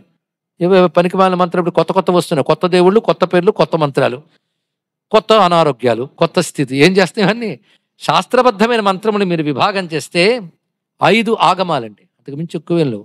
పంచాగమాలు. పూర్వామ్నాయ దక్షిణామ్నాయ, పశ్చిమామ్నాయ, ఉత్తరామ్నాయ, ఊర్ధ్వామ్నాయ. ఇవి ప్రధానం. ఈ మంత్రాసన్నీ ఉన్న విద్య పేరు శ్రీ విద్య. శ్రీ విద్యలో ఒక్కొక్క ఆమ్నాయంలో కొన్ని మంత్రాలు ఉంటాయి. మనకున్న మంత్రాలన్నీ అందులో ఉన్నాయి. శివ మంత్రాలు, విష్ణు మంత్రాలు, రామ, కృష్ణ, నారసింహ, అదేవిధంగా కుబేర మంత్రం, వైనతేయ మంత్రం, గరుత్మంతుని మంత్రం, ఒకటేమిటి రామ మంత్రం, కృష్ణ మంత్రం అన్నీ ఉన్నాయి. నారసింహ మంత్రం, దత్తాత్రేయ మంత్రం. మంత్రాలను ఏవైతే మనం నమ్ముతున్నామో ఆ మంత్రాల దేవతలను ఆరాధించే వారందరూ హిందువులే, తెలుసుకోండి. ఇక్కడ హిందువులు అంటే ఆమ్నాయ మంత్రాల్లో ఉన్న దేవతలను ఆరాధించేవారు, ఇంకోటి కాదు. ఆమ్నాయ మంత్రములు ఇన్ని ఎక్కడి నుంచి వచ్చాయంటే శివుడు 5 ముఖాల నుంచి 5 ఆగమాలు వచ్చాయి, వాటి నుంచి ఇవన్నీ వచ్చాయని చక్కగా చెప్తున్నారు ఇక్కడ. ఇది మొత్తం ఇవాళ మనం విన్నవి ధన్యతను కలిగించే అంశములు. మొత్తం ఉన్నదంతా పంచబ్రహ్మలు ఎందే, పంచరుద్రుడు ఎందే. ఈ ఒక్క రుద్రుడు 5 అయ్యాడు. ఈ 5ంటిని ఉపాసించడానికి సజ్జోజాతాది మంత్రములు ఉన్నాయి. వీటితోనే శివునికి అభిషేకం మనం చేస్తున్నాం. అప్పుడు 5 ముఖాలతో వాడు ఉన్నాడు. ఒక దీపం వెలిగించి చూడండి, ఎటు చూస్తుంది దీపం? చాలా మంది చెప్తుంటారు 4 వైపులా చూస్తుంది, పైన చూస్తుంది, సర్వతోముఖం. కానీ ఈశ్వరుడు సర్వతోముఖుడు అని చెప్పడానికి 5 ముఖములు అయ్యా అన్నాడు. ఇక్కడ అన్నీ గమనించేవాడు, అన్నీ చూస్తున్నాడు. ఒక్క 5 ముఖాలు ధ్యానిస్తే ఎన్ని అద్భుత విషయాలు తెలుస్తున్నాయి. ఆ ముఖాలకు ఎందుకు ఏ రంగో చెప్పడానికి కూడా ఇప్పుడు వివరించుకున్నాం. ఇలా ఎన్నెన్ని విషయంలో వీటి ఒక్కొక్క ముఖం నుంచి ఒక్కొక్కటి ఇచ్చాడు గనక నామ శివాయ, ఈ 5 అక్షరములు జనకం, ఇది మూలమైనటువంటిది. కనుకనే 5 నుంచి అన్ని మంత్రములు, దక్షిణామూర్తి మంత్రం కానీ ఇతర మంత్రములు ఏవైనా కానివ్వండి, విష్ణు మంత్రములు కానీ రుద్ర మంత్రములు కానీ ఇవన్నీ అందులోనే ఉన్నాయి. కానీ సర్వదేవతాత్మకమైన రుద్రస్వరూపమంతా పంచాక్షరలో దాగి ఉన్నదయ్యా అన్నాడు. శివమునకు నమస్కారం, శివునకై నమస్కారం. శివమునకై నమస్కారం, శివునికై నమస్కారం. ఎంత బాగుందో! శుభం కోసం నమస్కారం, శుభస్వరూపుని కోసం నమస్కారం. అంటే నమశివాయ, మరొకటి కాదు. నాకు ఆ మంత్రం వద్దండి, మాది వేరు అంటే నీకు శుభం అక్కర్లేదండి అని అర్థం. ఇక్కడ శుభం కావలసిన ప్రతివాడు అనాల్సిందే. పైగా సర్వదేవతాత్మకం అని చెప్పడానికి సర్వదేవతా మంత్రాలు 5 ముఖాల నుంచి వచ్చాయి. అది దాని యొక్క స్వరూపం. కానీ సర్వమంత్ర మూలముగా పంచాక్షరి భాషిస్తున్నదయ్యా. అలాంటి పంచాక్షరీ రూపమైనటువంటి మంత్రం ఆవిష్కరింపబడుతున్న చోటు ఏది? అష్టమోనువాకం రుద్రంలో చెప్పబడుతుంది. అందుకే నమస్తారాయ, నమ శంభవే చ మయోభవే చ, నమ శంకరాయ చ మయస్కరాయ చ, నమ శివాయ చ. అమ్మ గొప్ప మంత్రం ఇచ్చారండి, మరేదైనా గొప్పదుందా? శివతరాయ చ, ఇంకోటి లేదు, చాలు, దాంట్లోనే సంపూర్ణం ఉంది. అంత చక్కగా చూపించారు. అలాంటి పంచాక్షరీ మంత్ర స్వరూపమే రుద్రుని యొక్క ప్రధాన స్వరూపం. దీన్ని 5 రుద్రులు అంటారు. మనం 3 రుద్రులు చెప్పుకున్నాం, 8 రుద్రులు చెప్పాం, 11 రుద్రులు చెప్పాం, అనేక రుద్రులు అన్నాం. ఇవాళ 5 రుద్రులు వచ్చారు మనకి ఇక్కడ. అటువంటి పరమేశ్వరుడు ధనుర్ధారిగా మనకు గోచరిస్తున్నాడు. ఈ ధనుర్ధారి అని రుద్రస్వరూపం కూడా చాలా విశేషం. రుద్రుడు ధనువు పట్టుకున్నాడని ధనువుకు నమస్కరించే వేదమంత్రంలో చాలా ఉన్నాయి ఇక్కడ. ప్రణవో ధనుహు, ఓంకారం అనే ధనువుని పట్టుకున్నట్టు. ఇది ఒక విశేషం. ప్రణవం అనే ధనువుకి ఏం పెట్టి సాధన చేయాలి, ఇవన్నీ మళ్ళీ మనకు కనిపిస్తాయి. మొత్తానికి పరమేశ్వరుడు వేద రూపుడై ఉంటూ ప్రణవం అనే ధనస్సు పట్టుకుని మంత్రములనే బాణాలు వేసి అజ్ఞానాన్ని నాశనం చేస్తున్నాడు ఇక్కడ. అందుకే నమస్తే రుద్రమన్యవ ఉతోత ఇషవే నమః, నమస్తే అస్తు ధన్వనే, ధనుస్సు ధరించిన వాడు నమస్కారం చేస్తున్నాం. మరొక చోట రుద్రాయ స్థిరధన్వినే అన్నాడు. ఆయన ధనుస్సు స్టబ్బర్న్గా ఉంటుంది, ఎప్పుడు చెదరదండి, అలా పెట్టాడు, అలా ఉంటుంది. ధనుస్సు జారిపోయింది, ఉనికిపోయింది, చిట్లిపోయింది లేదు, స్థిరధన్వని అలా ఉంటాడు ఆయన. అలాంటి ధనుస్సు పట్టుకుని రుద్రుడికి నమస్కారం చేయన్నాడు. ఆయన తారస్వరూపుడు విశ్వనాథుడు. విశ్వమంతా ఇదే కనుక పంచబ్రహ్మల స్వరూపమైన శివుడికే విశ్వనాథుడు, విశ్వేశ్వరుడికి ఎవరినంటో ఆయన ధనుస్సు పట్టుకున్నాడని నమస్కారం చేయాలట. ఈ ధనుస్సు ఎప్పుడెప్పుడు పట్టుకున్నాడంటే త్రిపురాసుర సంహారం చేసేటప్పుడు పట్టాడు. కొందరంటారు చమత్కారంగా త్రిపురాసుర సంహారం చేసిన తర్వాత దేవతలందరూ చూస్తే నమస్తే అస్తు ధన్వనే నమస్కారం చేసేట. అంటే స్తోత్రం అంతా ఎవరికంటే త్రిపురాసుర సంహారం చేసిన శివునికిట. ఆయన సంహారం చేయకముందు కూడా రుద్రమంత్రం ఉంది. అంటే ఇక్కడ ఎలా చెప్పుకోవాలంటే త్రిపురాసుర సంహారం చేసి నిలబడ్డ రుద్రునికి దేవతలందరూ నమ్మకం చదివారని అర్థం. అప్పుడే పుట్టిందని కాదు ఇక్కడ అర్థం. అయితే ధనుస్సు ధరించి రుద్రుని ఒక్కసారి నమస్కారం చేసుకుని ఎక్కడున్నాడు? ఇక్కడే ఉన్నాడండి. మనం ఉన్న చోటు సామాన్యం కాదు. ప్రతిరోజు చెప్తున్నాం, స్పృహలోకి తెచ్చుకోండి. ఎన్ని పుణ్యాలు చేస్తే గానీ కాశీలో ప్రవేశించడం. కాశీలో అంతర్గేహంలో మనం ఉన్నాం. ఈ అంతర్గేహంలో విశ్వనాథ స్వరూపం ఇది ఇక్కడ. అలాంటి చోట కూర్చుని విశ్వనాథుడు ఒళ్ళో విశ్వనాథుడి తత్వం చెప్పుకోగలుగుతున్న విశ్వనాథుడి దయ వల్ల, మరొకటి కాదు. ఆయన్ని ధనుస్సు పట్టుకుని రుద్రుడిగా ధ్యానం చేయమన్నారండి. ఏమిటా ధనుస్సు అంటే కాశీయే ధనుస్సు అన్నాడు. కాశీ నగరి ధనుర్వల్లి గంగ నారి కోటి యుగ్మంబు లోలార్క కుదరధరులు వృషము బాణంబు లక్ష్యంబు వృజినరాజి విశ్వనాథుండు ధన్వి ఉర్వీ కళత్ర అంటాడు శ్రీనాథ మహాకవి. కాశీ ధనురాకారంలో ఉంటుందండి, ధనుస్సాకారం. మీరు ఒక్కసారి గంగలో పడవ మీద కూర్చొని ఒక్కసారి చూస్తే కాశీ ఒక ధనుస్సులా ఉంటుంది. కాశీ ధనుస్సులాగా ఉంటే గంగ ఎలా ఉన్నదంటే నారిలా ఉంది, ధనుస్సు పెట్టినటువంటి నారిలా ఉంది. నారి ధనుస్సుకి ఆ అంచుని ఈ అంచుని కడుతుంది కదా, దాన్ని కోటి అంటారు. ఆ రెండు అంచులు ఏమిటయ్యి అంటే కోటి యుగ్మంబు లోలార్క కుధరధరులు. కుధరధరుడు అంటే పర్వతధారి నగధారి అయినటువంటి విష్ణువు. అర్కుడు అంటే సూర్యుడు. కోటి యుగ్మంబు లోలార్క కుదరధరులు. సరిగ్గా అసీఘాట్ ఏది ఉందో అక్కడున్నాడు లోలార్కుడు. అక్కడ ఈ ధనుస్సు యొక్క ఒక అంచు ఉంది. ఇంకో అంచు ఎక్కడున్నదయ్యా అంటే ఆదికేశవుడు అని వరణానది గంగతో కలిసే చోటు ఉన్నాడండి. వరణ గంగతో కలిసే చోటు ఉన్న ఆదికేశవుడు ఒక కోటి ఒక అంచు, అసీతో గంగ కలిసే చోట ఉన్నటువంటిది లోలార్కుడు మరొక అంచు. ఈ మధ్యలో ఉంది కాశీ వారణాసి. కనుక వారణాసి ధనుస్సుగా ఉంటూ ఉంటే ఒక అంచు అదే ఒక అంచు ఇదే గంగ నారి అయితే ధనుస్సు బాణం ఏమిటయ్యా అంటే వృషము బాణం. ధర్మాన్ని బాణంగా పట్టుకుంటాడు. అన్ని సెట్ అయ్యి కానీ ఎక్కువ పెట్టేవాడెవడు?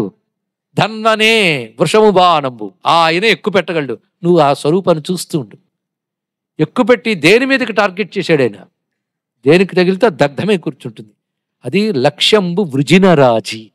నువ్వు పోగు చేసుకున్న పాపములన్నీ అక్కడ కొండల్లా ఉంటే పరమేశ్వరుడు కాశీ అనే ధనుస్సును తీసుకుని గంగా అనే నారితో ధర్మం అనే బాణంతో నీ పాపరాశిని దగ్ధం చేస్తున్నాడు అని వర్ణించాడు. అటువంటి రుద్రునికి నమస్తే అస్తు ధర్మనే నమస్కారం చేసుకుంటే ఇవాళ పరమేశ్వరుడు మన కోసం పంచాక్షరి స్వరూపం, పంచాక్షరి ఎక్కడి నుంచి వచ్చిందో పంచరుద్రులు లేదా పంచబ్రహ్మల తత్వాన్ని చెప్పుకోవడానికి అనుగ్రహించాడు. అలాంటి పంచబ్రహ్మతత్వాన్ని సజ్జోజాతాది మంత్రముల ఆధారంగా మనం చెప్పుకుని అదేవిధంగా పంచబ్రహ్మ ఉపనిషత్ ఆధారంగా కూడా వీటన్నిటికీ మనం వ్యాఖ్యానం చేసుకున్నాం. పంచబ్రహ్మ ఉపనిషత్ సార వాక్యాలు చెప్పుకున్నాం. ఇవాళ శివానుగ్రహంతో పంచాక్షరి తత్వాన్ని గ్రహించాం. రుద్ర మహిమలో పంచాక్షరియే రుద్రమహిమ, ఇంకేం కావాలి? కనుక రుద్రం అంతా విని మర్చిపోయినా పర్వాలేదు, అలాగని మర్చిపోయే ప్రయత్నం మాత్రం చెయ్యకండి. ఇక్కడ 5 అక్షరాలు ఇంటికి పట్టుకెళ్ళిపోండి అంతే. నమశివాయ శివాయ నమః. ఏదన్నా మనం ధన్యులమవుతున్నాం. అటువంటి విశేషమైనటువంటి రుద్రమూర్తికి మనం నమస్కారం చేసుకుంటూ ఇలాగా కాశీక్షేత్రంలో అంతర్గేహంలో స్వామి చెంత రుద్రమహిమ చెప్పుకునే భాగ్యం లభించింది. గత 20 ఏళ్లుగా క్రమం తప్పకుండా ప్రతి ఏడాది కాశీక్షేత్రంలో కేదారఖండంలో ప్రవచనాలు చేసుకుంటూ ఉంటే అక్కడే ఒక 11 రోజులు రుద్రభాష్యం కూడా చెప్పుకోవడం జరిగింది. ఇప్పుడు రుద్ర మహిమ చెప్పుకునే భాగ్యం లభించింది. అప్పుడు చెప్పినవి కాకుండా మీరే చెప్పుకునే అవకాశం లభించింది. ఈ అరుదైన అవకాశం భావిస్తుంటే ఈశ్వరులు ఎంత గొప్పది అంటే, మేము జ్యేష్ఠ భ్రాతగా గౌరవించేవారు, అదేవిధంగా మాకు అత్యంత ఆత్మీయులు అయినటువంటి పెద్దలు, మేము అన్నగారు అని పిలుస్తాం, అటువంటి పెద్దలైన బ్రహ్మశ్రీ చాగంటి కోటేశ్వరరావు గారు ఇక్కడ ఆత్మీయంగా రావడం, శ్రోతృస్థానంలో వారు ఉండడం చెప్పేవాడికి మరింత ప్రేరణ కలిగించేటువంటి ఆనందకరమైన అంశం. అటువంటి వారి ఆగమనం శివుడు చేసిన ఒక లీలగా నేను భావన చేస్తున్నాను. ఇక్కడ ఏది జరిగినా శివ సంకల్పమే. అందుకే దానికి ఎవరు ఏ విధంగా స్పందించనక్కర్లేదు, స్పందిస్తే శివాపరాధమే. ఎందుకంటే ఎంత గొప్పగా చెప్పాడు పరమేశ్వరుడు కాశీఖండంలో, కాశీలో ఏది జరిగినా నా సంకల్పమే, నీ సంకల్పం లేదని చెప్పాడు. పైగా పరస్పరం ప్రేమ భావం కలిగిన వాళ్ళం. అలాంటిది మనం ఇక్కడ ఆయన చూడగానే కలిగిన ఆనందం ఎంతో. అది విశ్వనాథ మందిరంలో ఉభయులం కలిసి స్వామికి అభిషేకం చేసుకుని ఉభయులం మళ్ళీ ఇక్కడికి విచ్చేయడం ఆనందకరమైన శివానుగ్రహంగా నేను భావన చేస్తున్నాను. ఆ అనుభూతిలోంచి మళ్ళీ ఇంత మాట్లాడడం కష్టమైనా శివుడి దైవాలు మాట్లాడగలిగాం. వారి యొక్క వాత్సల్యానికి అభిమానానికి మరింతగా కృతజ్ఞతలు అందిస్తూ ఇటువంటి చక్కని అవకాశం కల్పించే నిర్వాహకులకి, అంటే వాళ్ళు కల్పించారని నెపం కల్పించిన వాడు ఈశ్వరుడే అనాలి కనుక అంటున్నాను, వాళ్ళకు కూడా ప్రత్యేకించి విశేషించి, పైగా 7 రోజుల రుద్రంలో ప్రతిరోజు విశేషమైన సారమైన పంచాక్షరి గురించి చెప్పుకున్న రోజు ఇది. ఇది అత్యంత ముఖ్యమైనది, సామాన్యం కాదు. ఎప్పుడు చెప్పాలి అప్పుడు. 5 రోజులు అయితేయే పంచాక్షరి గురించి చెప్పించాడు స్వామి. అంటే 5 రోజులు శ్రద్ధగా వింటే కానీ పంచాక్షరి నేను అర్హత రాలేదు, 6వ రోజున వచ్చింది మనకి ఇక్కడ. ఇంకా రేపు పరిసమాప్తి చేస్తాం. రేపు ఏ ఉపనిషత్తులో రుద్రుడు వస్తాడో మనకు తెలియదు. కాచకు కూర్చున్నాడు ఆయన. బహుశా రుద్ర హృదయం చూస్తామేమో రేపు, మనకు తెలియదు. ఇక్కడ రేపు మళ్ళీ సమావేశం అవుదాం. రేపటితో పరిసమాప్తి జరుగుతున్నటువంటి ఈ కార్యక్రమంలో అర్చింపబడుతున్న రుద్రునికి నమస్కరిస్తూ సర్వస్వరూపుడైన విశ్వనాథ స్వామికి ప్రణమిలుతూ నమః పార్వతీపతయే హర హర మహాదేవ. గురువులు బ్రహ్మశ్రీ చాగంటి కోటేశ్వరరావు గారిని వేదిక మీదకి రావాల్సిందిగా కోరుచున్నాం. వారిద్దరిని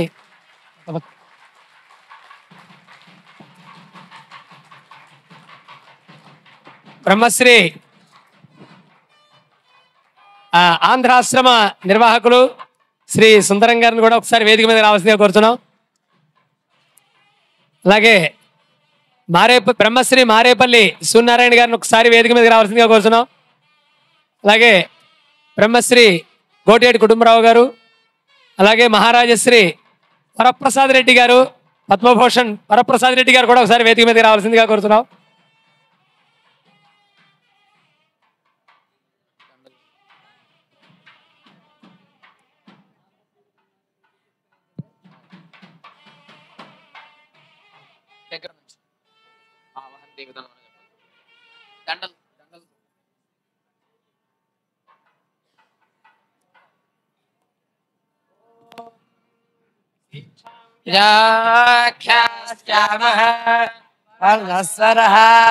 మాత్రాబలం సామసంతానః ఇత్యక్తశీక్షాధ్యాయః సహ నౌ యశః సహ నౌ బ్రహ్మచర్యం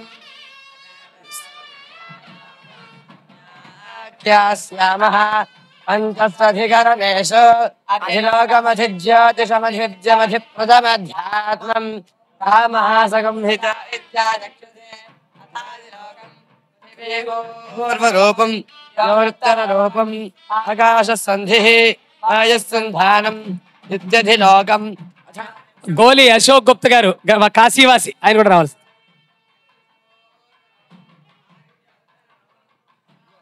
చల్లా ప్రసాద్ గారు, చల్లా బ్రదర్స్.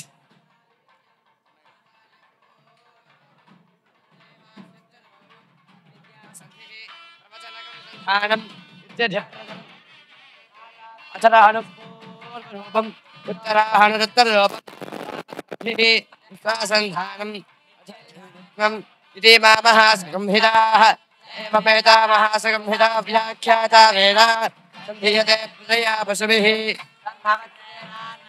స్వర్గేన లోకేన ఛందసాం వృషభో విశ్వరూపः ఛందాభ్యాధ్యమృతాత్ సంబభూవ సಮೇంద్ర మేధయా స్పృణోతు యదేవ ధారణ భూయాసం శరీరం మే విచర్శనం జిహ్వా మే మధుమత్తమా కర్ణాభ్యాం భూరివిశ్రువం బ్రహ్మణః కోశోऽसि మేధయా విహితः శృతం మే గోపాయ ఆవహంతి విదన్వానా కుర్వాణా చీరమాత్మనః వాసాగం సిమమగావశ్చ అనపానేత సర్వదా తతో మే శ్రియమావహ ఓమశాం పశుభిः సహ స్వాహా ఆమాయంతు బ్రహ్మచారిణ స్వాహా విమాయంతు బ్రహ్మచారిణ స్వాహా ప్రమాయంతు బ్రహ్మచారిణ స్వాహా దమాయంతు బ్రహ్మచారిణ స్వాహా శమాయంతు బ్రహ్మచారిణ స్వాహా యశోజనే సాని స్వాహా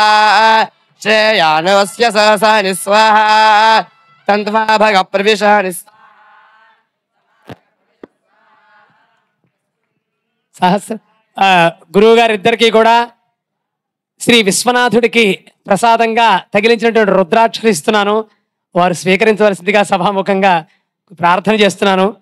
రుద్రాక్షలు మనందరి తరపున ఈశ్వరుడికి ఒక పుష్పం కింద వారే అమ్మవారు ఈశ్వరుడు ఇచ్చారు రుద్రాక్షలు ప్రసాదం. ఓం ఆవహం దేవితన్వానా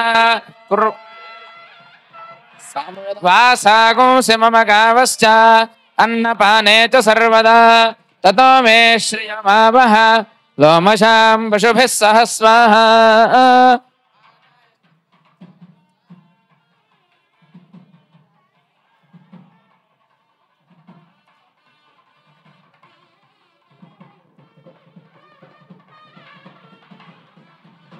సాంగ్రహణ్యేష్ట్యా యజతే యమాంజనతాగో సంగృహ్ణానేతే ద్వాదశారత్నేరశనా భవతి ద్వాదశ మాసా సంవత్సరః సంవత్సరమేవావరుంధే మౌంజే భవతే ఊర్క్వే ముంజాః ఊర్జమేవావరుంధే హిరణ్యపాత్రం మధోః పూర్ణం దదాతే మధవ్యాసానేతే ఏకధా బ్రహ్మణ ఉపహరతే ఏకధైవ యజమాన ఆయుస్తేజో దధాతి.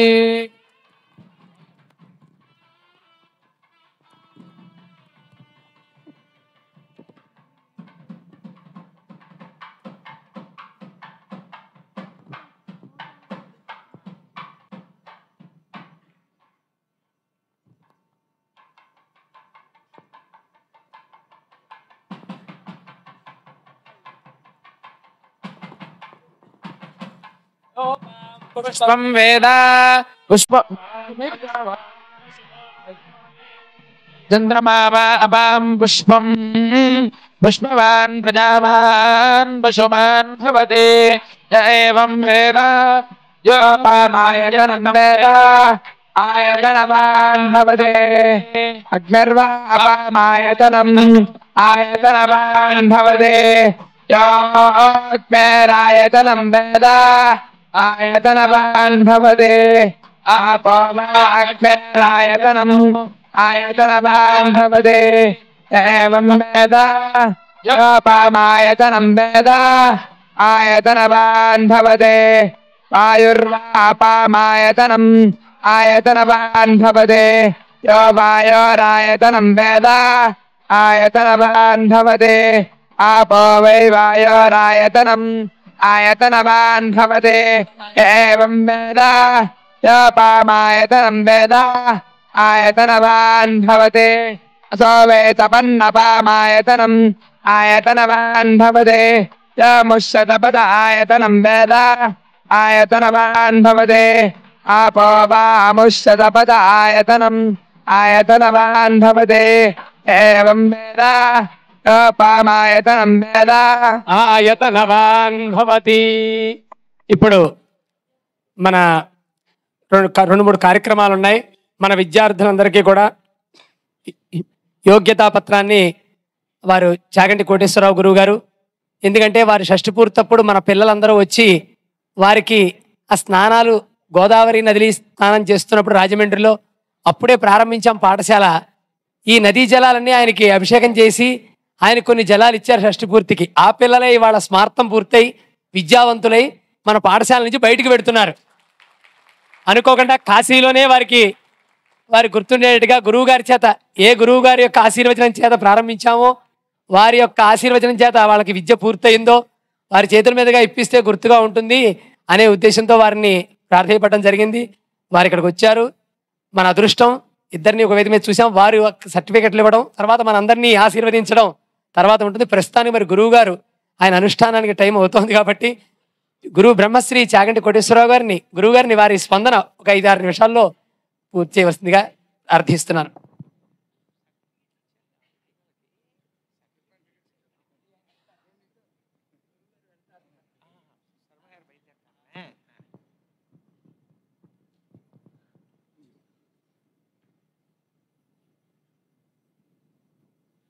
శ్రీ గురుభ్యో నమః. సభాయే నమః. శ్రీ శివాయ గురవే నమః. ఒక్కొక్కసారి చాలా మధురమైన పదార్థం అంతా తినేసిన తర్వాత చాలాసేపు నోరంతా తీయగా ఉండిపోతుంది. అలా ఇవాళ బ్రహ్మశ్రీ సామవేదం షణ్ముఖ శర్మ గారి ప్రసంగం విన్న తర్వాత నా మనస్సంతా కూడా మాధుర్యంతో నిండిపోయింది. వారు చెప్పినట్లు ఈ కాశీపట్టణంలో చాలా కాలం తర్వాత మళ్ళీ కలవడం, విశ్వనాథుడి అభిషేకానికి కూడా అనుకోకుండా ఇద్దరం కలిసి ఒక్కసారి వెళ్ళడం, ఒక్కసారి విశ్వనాథలింగానికి అభిషేకం చేసి బయటికి రావడం, ఇద్దరం కలిసి ఈ వేదిక దగ్గరికి రావడం, ఎప్పుడు కూత తప్ప ఒక్కనాడు ఒక మంచి మాట వినే అవకాశం లేకుండా బ్రతుకుతున్న నాకు ఇవాళ అక్కడ కూర్చుని వినే అదృష్టం లభించడం, అది ఎవరి దగ్గర వింటే మంచి విషయాలు విన్నానన్న తృప్తి కలుగుతుందో అటువంటి వారి దగ్గర నుంచి వినడం, ఇవాళ నేను విన్నదంతా ఆ సమయం సార్థక్యం పొందింది అని గొప్ప సంతోషం కలిగేటట్టుగా పరమేశ్వరుడు నన్ను అనుగ్రహించడం నాకు ఎంతో సంతోషకరమైన విషయం. ఇక నేను ప్రత్యేకంగా చెప్పడానికి ఉంది, వారు చిట్ట చివర ఒక మాట చెప్పారు, మిగిలినవన్నీ మరిచిపోండి, ఆ పంచాక్షరి మహామంత్రాన్ని ఆ 5 అక్షరాల్ని మాత్రం పదిలంగా పట్టుకుని ఇంటికి తీసుకెళ్ళండి అన్నారు. ఆ శివతత్వం అర్థమైతే అసలు శివుడి కన్నా ఇంకొకటి లేదు, ఉన్నది ఆయన ఒక్కటే. ఆయన దగ్గర నుంచి పారిపోవడం, ఆయన్ని విడిచిపెట్టి వెళ్ళిపోవడం సాధ్యం కాదు. శంకర భగవత్పాదులంతటి వారు దక్షిణామూర్తి అష్టకం చేస్తూ పౌరంభంశనలోని లోంబర మహార్నాథో హిమాం సొప్పుమాన్ ఇత్యాభాతి చరాచరాత్మకమిదం యస్యైవ మూర్ఛష్టకం నాణ్యకించన విద్యతే విమృశతాం యస్మాత్ పరస్మాత్ విభో తస్మై శ్రీ గురుమూర్తయే నమః శ్రీ దక్షిణామూర్తయే అంటారు. పృథివీలింగం ఆయనే, అరుణాచలంలో అగ్నిలింగం ఆయనే, శ్రీకాళహస్తిలో వాయులింగం ఆయనే, చిదంబరంలో ఆకాశలింగం ఆయనే, అలాగే ఆ జంబుకేశ్వరంలో జలలింగం ఆయనే, కోణార్కలో సూర్యలింగం ఆయనే, సీతాకుండంలో చంద్రలింగం ఆయనే, ఖట్మండులో యజమానలింగం ఆయనే. ఆయన కానిది, ఆయన తప్ప కనపడేది లోకంలో ఏముంది? అంతటా ఉన్నవాడు శివుడు ఒక్కడే. అట్లా చూడడం అభ్యాసం చేసి, అట్లా చూడడం సాధన చేస్తే శివుడు తప్ప వేరొకటి కనపడనప్పుడు అసలు ద్వేషభావం అనేటటువంటిది అంకురించే అవకాశం ఉండదు. ఉన్నది అదొక్కటే అన్నప్పుడు దాన్ని బహువిధములు ఆనందించేటటువంటి లక్షణం వస్తుంది. ప్రధానంగా ఉపాసనలో పోవలసిన లక్షణం గురించి చెప్పవలసి వచ్చినప్పుడు శంకర భగవత్పాదులంతటి వారు కాశీపట్టణాన్ని ఆధారం చేసుకుని మాట్లాడారు. గంగాష్టకం చేస్తూ మాతాజాహ్నవి శంభు సంగమిళితే మౌళౌ నిధాయాంజలిం త్వత్తీరే వపుషోవసాన సమయే నారాయణాంఘ్రిద్వయం సానందం స్మరతో భవిష్యతి మమ ప్రాణ ప్రయాణోత్సవే భూయాద్భక్తిరవిచ్యుత హరిహరద్వైతాత్మిక శాశ్వతి అన్నారు. అమ్మా, నేను ఈ గంగా తీరంలో నిలబడి చేతులు 2 శిరస్సు మీద పెట్టుకుని అంజలి ఘటిస్తూ నాకు ప్రాణోత్క్రమణం కావడం ఒక పెద్ద ఉత్సవం కావాలి. అంటే ఇంతకాలం ఒక శరీరంతో తిరుగుతున్న వాణ్ణి, అప్పుడప్పుడు ధ్యానంలో సమాధిలో ఆత్మగా అనుభవంలో ఉన్నవాణ్ణి, అట్లా కాకుండా విదేహమోక్షం చేత నేను అంతటా పరివ్యాప్తం అవడం అంటే శివుని పాద సన్నిధిని చేరిపోవాలి. వారు చెప్పిందే కదా, భక్తికి చిట్ట చివరి పర్యవసానం ఏది అంటే పరమశివుని యందు ఐక్యమే. అంకోలం నిజబీజ సంతతి రయస్కాంతోపలం సూచికా సాధ్వీ నైజ విభుం లతాక్షితిరుహం సింధు సరిద్వల్లభం ప్రాప్నోతీహ యథా తథా పశుపతే పాదారవిందద్వయం చేతో వృత్తి రుపేత్య తిష్టతి సదా సా భక్తిరిత్యుచ్యతే అంటారు. అటువంటి శంకరులు గంగా తీరంలో నిలబడి నమస్కరిస్తుండగా నారాయణాంఘ్రిద్వయం, నేను నారాయణమూర్తి యొక్క పాదములను స్మరిస్తూ ఉండాలి. నేను బ్రతికున్నంత కాలం, ఈ శరీరంతో ఉండి అనుష్ఠానం చేసినంత కాలం నాకు శివకేశవుల మధ్య భేదభావము గోచరింపకుండుగాక అని అడిగారు. మహాత్ములైన వారందరూ చూపించినటువంటి మార్గం అదే. అంత గొప్పగా భాగవతాన్ని ఆంధ్రీకరించిన పోతన గారు కూడా చేతులారంగ శివుని పూజింపడీని నోరు నొవ్వంగ హరికీర్తి నుడువడీని దయయు సత్యంబులునుగా తలపడీని కలుగ నీటికి తల్లుల కడుపు చేటు అంటారు. శర్మగారు ఇందాక మాట్లాడుతూ ఒక మాట అన్నారు, నృసింహస్వామి గురించి చెప్తూ, ఆయన ఇందుగలడందులేడని సందేహము వలదు చక్రి సర్వోపగతుండెందెందు వెదకి చూచిన అందందే కలడు దానవాగ్రని వింటే అన్న పద్యాన్ని పరమశివుని యొక్క ముఖానికి అన్వయం చేస్తూ, ఈ ప్రసంగాలంతా అయిపోయిన తరువాత శివుడు విష్ణువు అని 2 ఉన్నాయన్న భావన మీ యందు కలగదు అన్నారు. యథార్థానికి శంకరాచార్యుల వారు ప్రతిపాదించింది కూడా అదే. అంత గొప్ప కాశీపట్టణం. అసలు ఈ కాశీపట్టణంలో ప్రవేశించాలన్నా, కాశీపట్టణంలో ఉండాలన్నా మా గురువుగారు అంటూ ఉండేవారు, ఒరే కాశీ పెడదామని చెప్పి బయలుదేరి మొఘల్ సరాయ్ స్టేషన్ వరకు వెళ్ళి తిరిగి వచ్చేసిన వాళ్ళు నాకు తెలుసురా, కాలభైరవుడి అనుగ్రహం లేకుండా కాశీపట్టణ ప్రవేశం చెయ్యలేరురా అనేవారు. ఇవాళ పొద్దున నేను విమానం ఎక్కడానికి బయలుదేరుతూ కూడా కాలభైరవాష్టకం చేసి, స్వామి మీ అనుగ్రహంతో నాకు కాశీపట్టణంలో ప్రవేశం కల్పించండి అని నమస్కారం చేసి వచ్చా. ఆ మాట వరప్రసాద్ గారితో కూడా అన్నాను నేను. అంత గొప్ప కాశీపట్టణంలో మీ అందరూ ఇంచుమించుగా 9 రోజుల పాటు ఇక్కడ ఉండడం మొట్టమొదటిసారి, బహుశः నాకు తెలిసినంత వరకు అన్ని స్వర్ణ కిరీటాలు తయారు చేయించడం. విశ్వనాథుడు మనకే కాదు, చక్రవర్తి, ఆయనని దేవతా సార్వభౌముడు అన్నారు. సంధ్యారంభ విజృంభితం శృతిశిరస్థానంతరాధిష్ఠితం అన్న శ్లోకం తర్వాత శ్రీశైలే స్వర్ణశృంగే మణిగణరచితే కల్పవృక్షాళిశీతే స్ఫీతే సవర్ణ రత్న స్ఫురిత నవగృహే దివ్యపీఠే శుభార్హే ఆసీన సోమచూడ సకరుణనయన సంగన స్మేర వక్త్ర శంభుశ్రీ భ్రామరీశ ప్రకటిత విభవో దేవతా సార్వభౌమ అన్నారు. ఆయన దేవతా సార్వభౌముడు. ఆయనకి ఒకరు పట్టాభిషేకం చేయవలసిన అవసరం ఉంటుందా? అసలు ఈ సృష్టి రానప్పుడు, అవ్యక్తంగా ఉన్నప్పుడు కూడా ఉన్నవాడికి వచ్చినవాడు పట్టాభిషేకం చేయడం ఏమిటి? అక్కర్లేదు. కానీ మరి ఆయనకి చెయ్యడం ఎందుకు అంటే, అన్నీ తెలిసిన వాడి దగ్గర మన కోరిక చెప్పడం ఎందుకు అంటే, చెప్పకుండా ఉండలేక. మరి ఆయనకి పట్టాభిషేకం చేయడం ఎందుకు అంటే, చెయ్యకుండా ఉండలేక. అంతే తప్ప కొత్తగా మనం చేస్తే చక్రవర్తిత్వం వచ్చేది కాదు. ఆయన ఎప్పుడూ చక్రవర్తి. ఇందాక చెప్పారు కదా, పంచభూతములకు అతీతముగా ఉన్నవాడు, అన్నీ ఆయనై ఉన్నవాడు, అన్నిటికీ అతీతముగా ఉన్నవాడు. ఆయనకు ఇంకా కొత్తగా పట్టాభిషేకం ఉండదు. కానీ పరమ ప్రేమతో చేసినది ఏదైనా స్వీకరించిన కారణం చేత అట్లా సంతోషపడిపోతాడు. కాబట్టే ఎవరికీ లేని నామం అసుతోషుడు ఆయనకుంది. ప్రతి చిన్న విషయానికి కూడా అంత ఆనందపడిపోతాడు. అది శంకరుని యొక్క గొప్పతనం. అందుకే ఎవరికి ఎంత శక్తి ఉందో అంత శక్తితో చేసిన దానికే పరవశించిపోయే లక్షణం. అంతేగాని దీన్ని ఇట్లాగే చెయ్యాలని ఎప్పుడూ దానికి ఒక పాఠ్య ప్రణాళిక ఆయన నిర్ణయించడం. ఆయనకి కావలసింది భక్తి, ఆయన యందు ఆ నమ్మకం, ఆయన తప్ప వేరొకటి లేదన్న భావన ఎవరు మనసులో జీర్ణం చేసుకుని బ్రతికాడో వాడికి ఎంత తెలుసో ఆ తెలుసున్న దాంతో చేసిందన్న ఆయన తీసుకుంటాడు. అందుకు శంకరాచార్యులు వారి శివానంద లహరిలో మార్గావర్తిత పాదుకా పశుపతే రంగస్య కూర్చాయతే గండూషాంబు నిషేచనం పురరిపోర్ దివ్యాభిషేకాయతే కించిత్ భక్షిత మాంసశేష కబళం నవ్యోపహారాయతే భక్తి కిం న కరోత్యహో వనచరో భక్త్యావతంసాయకే అంటారు. తిన్నడు పుక్కిట పట్టి తెచ్చిన నీరు ఉమిస్తే అభిషేకంగా తీసుకున్నాడు. ఇంగిలి మాంసం తెచ్చి అక్కడ పెడితే ప్రేమతో పెట్టింది తిన్నాడంటే ఆయన పెట్టాడని మనం పెట్టలేము.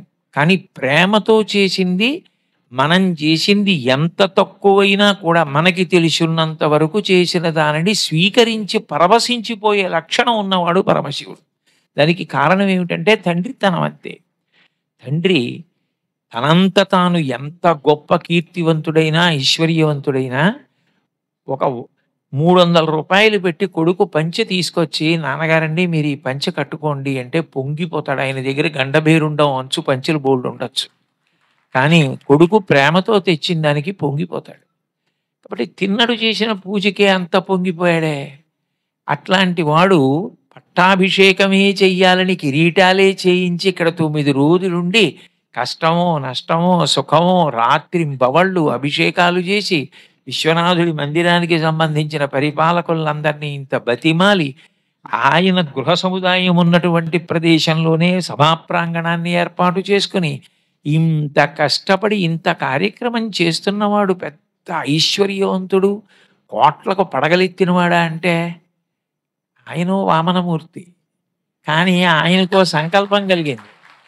కానీ ఈశ్వరుడికి అనిపించింది, ఎంత పెద్ద కోరిక పుట్టేసిందిరా నీకు, నాకు కాశీ వచ్చి పట్టాభిషేకం చేస్తావా, సరే నీతో చేయిస్తానన్నాడంతే. మనస్ఫూర్తిగా అడిగినది ఆయన ఇవ్వకుండా ఉండడు అనడానికి తార్కాణం ఈ కార్యక్రమం.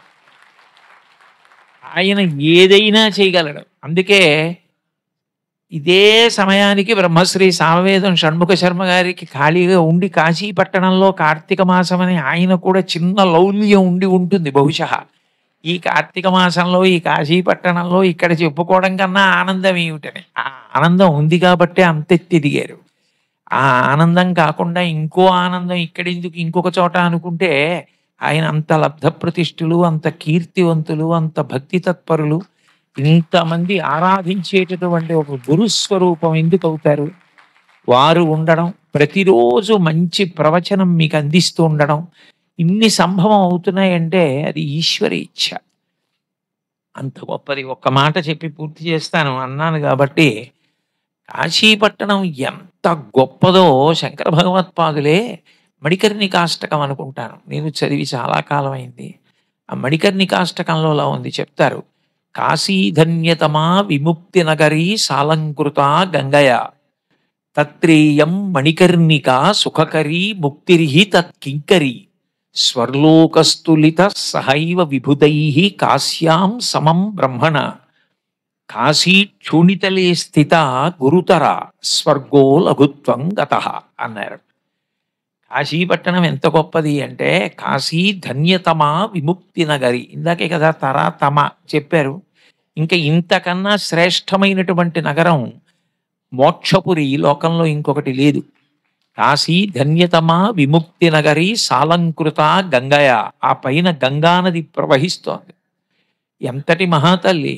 బ్రహ్మ విష్ణు మహేశ్వరుల ముగ్గురు యొక్క స్పర్శను పొందినది. అదావాది పితామహస్య నియమ వ్యాపార పాత్రే జలం పశ్చాత్ పన్నకశాయినో భగవతో పాదోదకం పావనం భూయాత్ శంభు మణి శంభు జటా విభూషణ మణి జీర్ణోర్ మహర్షేరియం కన్యా కల్మషనాశిని భగవతి భాగీరథి పాతుమాం అంటారు శంకర్లే.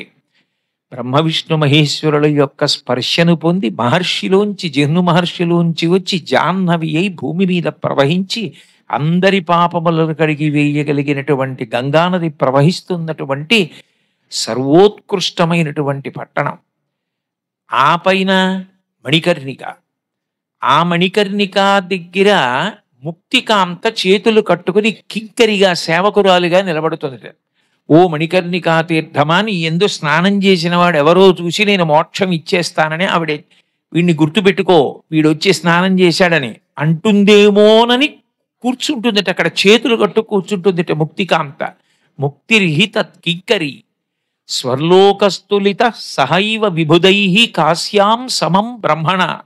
దేవతలందరూ ఒకప్పుడు బ్రహ్మగారి దగ్గరికి వెళ్ళి అడిగారట, మేమందరం ఇన్ని భోగాలను అనుభవిస్తూ ఉంటాం, అందరూ స్వర్గలోకానికి రావాలని కోరుకుంటారు కదా, స్వర్గలోకం గొప్పదా కాశీ గొప్పదా అని. నేను చెప్తే మాత్రం మీ మనసు చివుక్కు మనచ్చు, కాశీ గొప్పది అన్నాను అనుకో, మీరు బాధపడచ్చు. అంతెందుకు కానీ నేను దివ్యమైన త్రాసు తయారు చేస్తాను అని ఆయన ఒక పెద్ద త్రాసు ఒకటి తయారు చేశాడు. అందులో ఒకవైపు స్వర్గలోకాన్ని పెట్టాడు ఒక తక్కెట్లో, ఒక తక్కెట్లో కాశీపట్టణాన్ని పెట్టాడు. ఏది బరువు అయిందో అటువైపు తక్కెడ కిందకి దిగిపోతుంది కదా, అటువైపు ఉన్న తక్కెడంటే కాశీ ఉన్నది కిందకి దిగిపోయింది, అందుకని భూమి మీదకి వచ్చింది. స్వర్గలోకం కాశీపట్టణం కన్నా తేలికైపోయి తేలిపోయి పైకి వెళ్ళిపోయింది. అంటే స్వర్గలోకంలో దేవతలు ఉంటారనుకుని వాళ్ళు సంతోషపడాలా, కాశీపట్టణానికి వచ్చే అవకాశం కలిగిందని మనం సంతోషించాలా? దేవతల కన్నా అదృష్టవంతులు ఎవరంటే కాశీపట్టణం వచ్చిన వాళ్ళే. కాబట్టి ఆ అవకాశం పరమేశ్వరుడు మనకిచ్చాడు, ఆయనే ప్రవేశింపజేశాడు, ఆయనే అనుగ్రహించాడు. ఏదో అన్నారని 4 మాటలు అన్నాను తప్ప నిజంగా అనాలని కాదు. ఎందుకంటే ఇవాళ మనసంతా మాధుర్యంతో నిండిపోయి ఉంది. కాబట్టి అటువంటి కాశీపట్టణ వాసాన్ని అనుగ్రహించిన ఆ విశాలాక్షి అన్నపూర్ణ సహిత విశ్వనాథుడే మనందరినీ కూడా బ్రతికున్నంత కాలం మనకి, మనవాళ్ళకి, అందరికీ కడుపు నిండా అన్నం పెట్టడమే కాకుండా జ్ఞాన వైరాగ్య సిద్ధ్యర్థం భిక్షాం దేహి చ పార్వతి, జ్ఞాన వైరాగ్యములను కూడా కటాక్షించమని ప్రార్థన చేస్తూ స్వస్తి.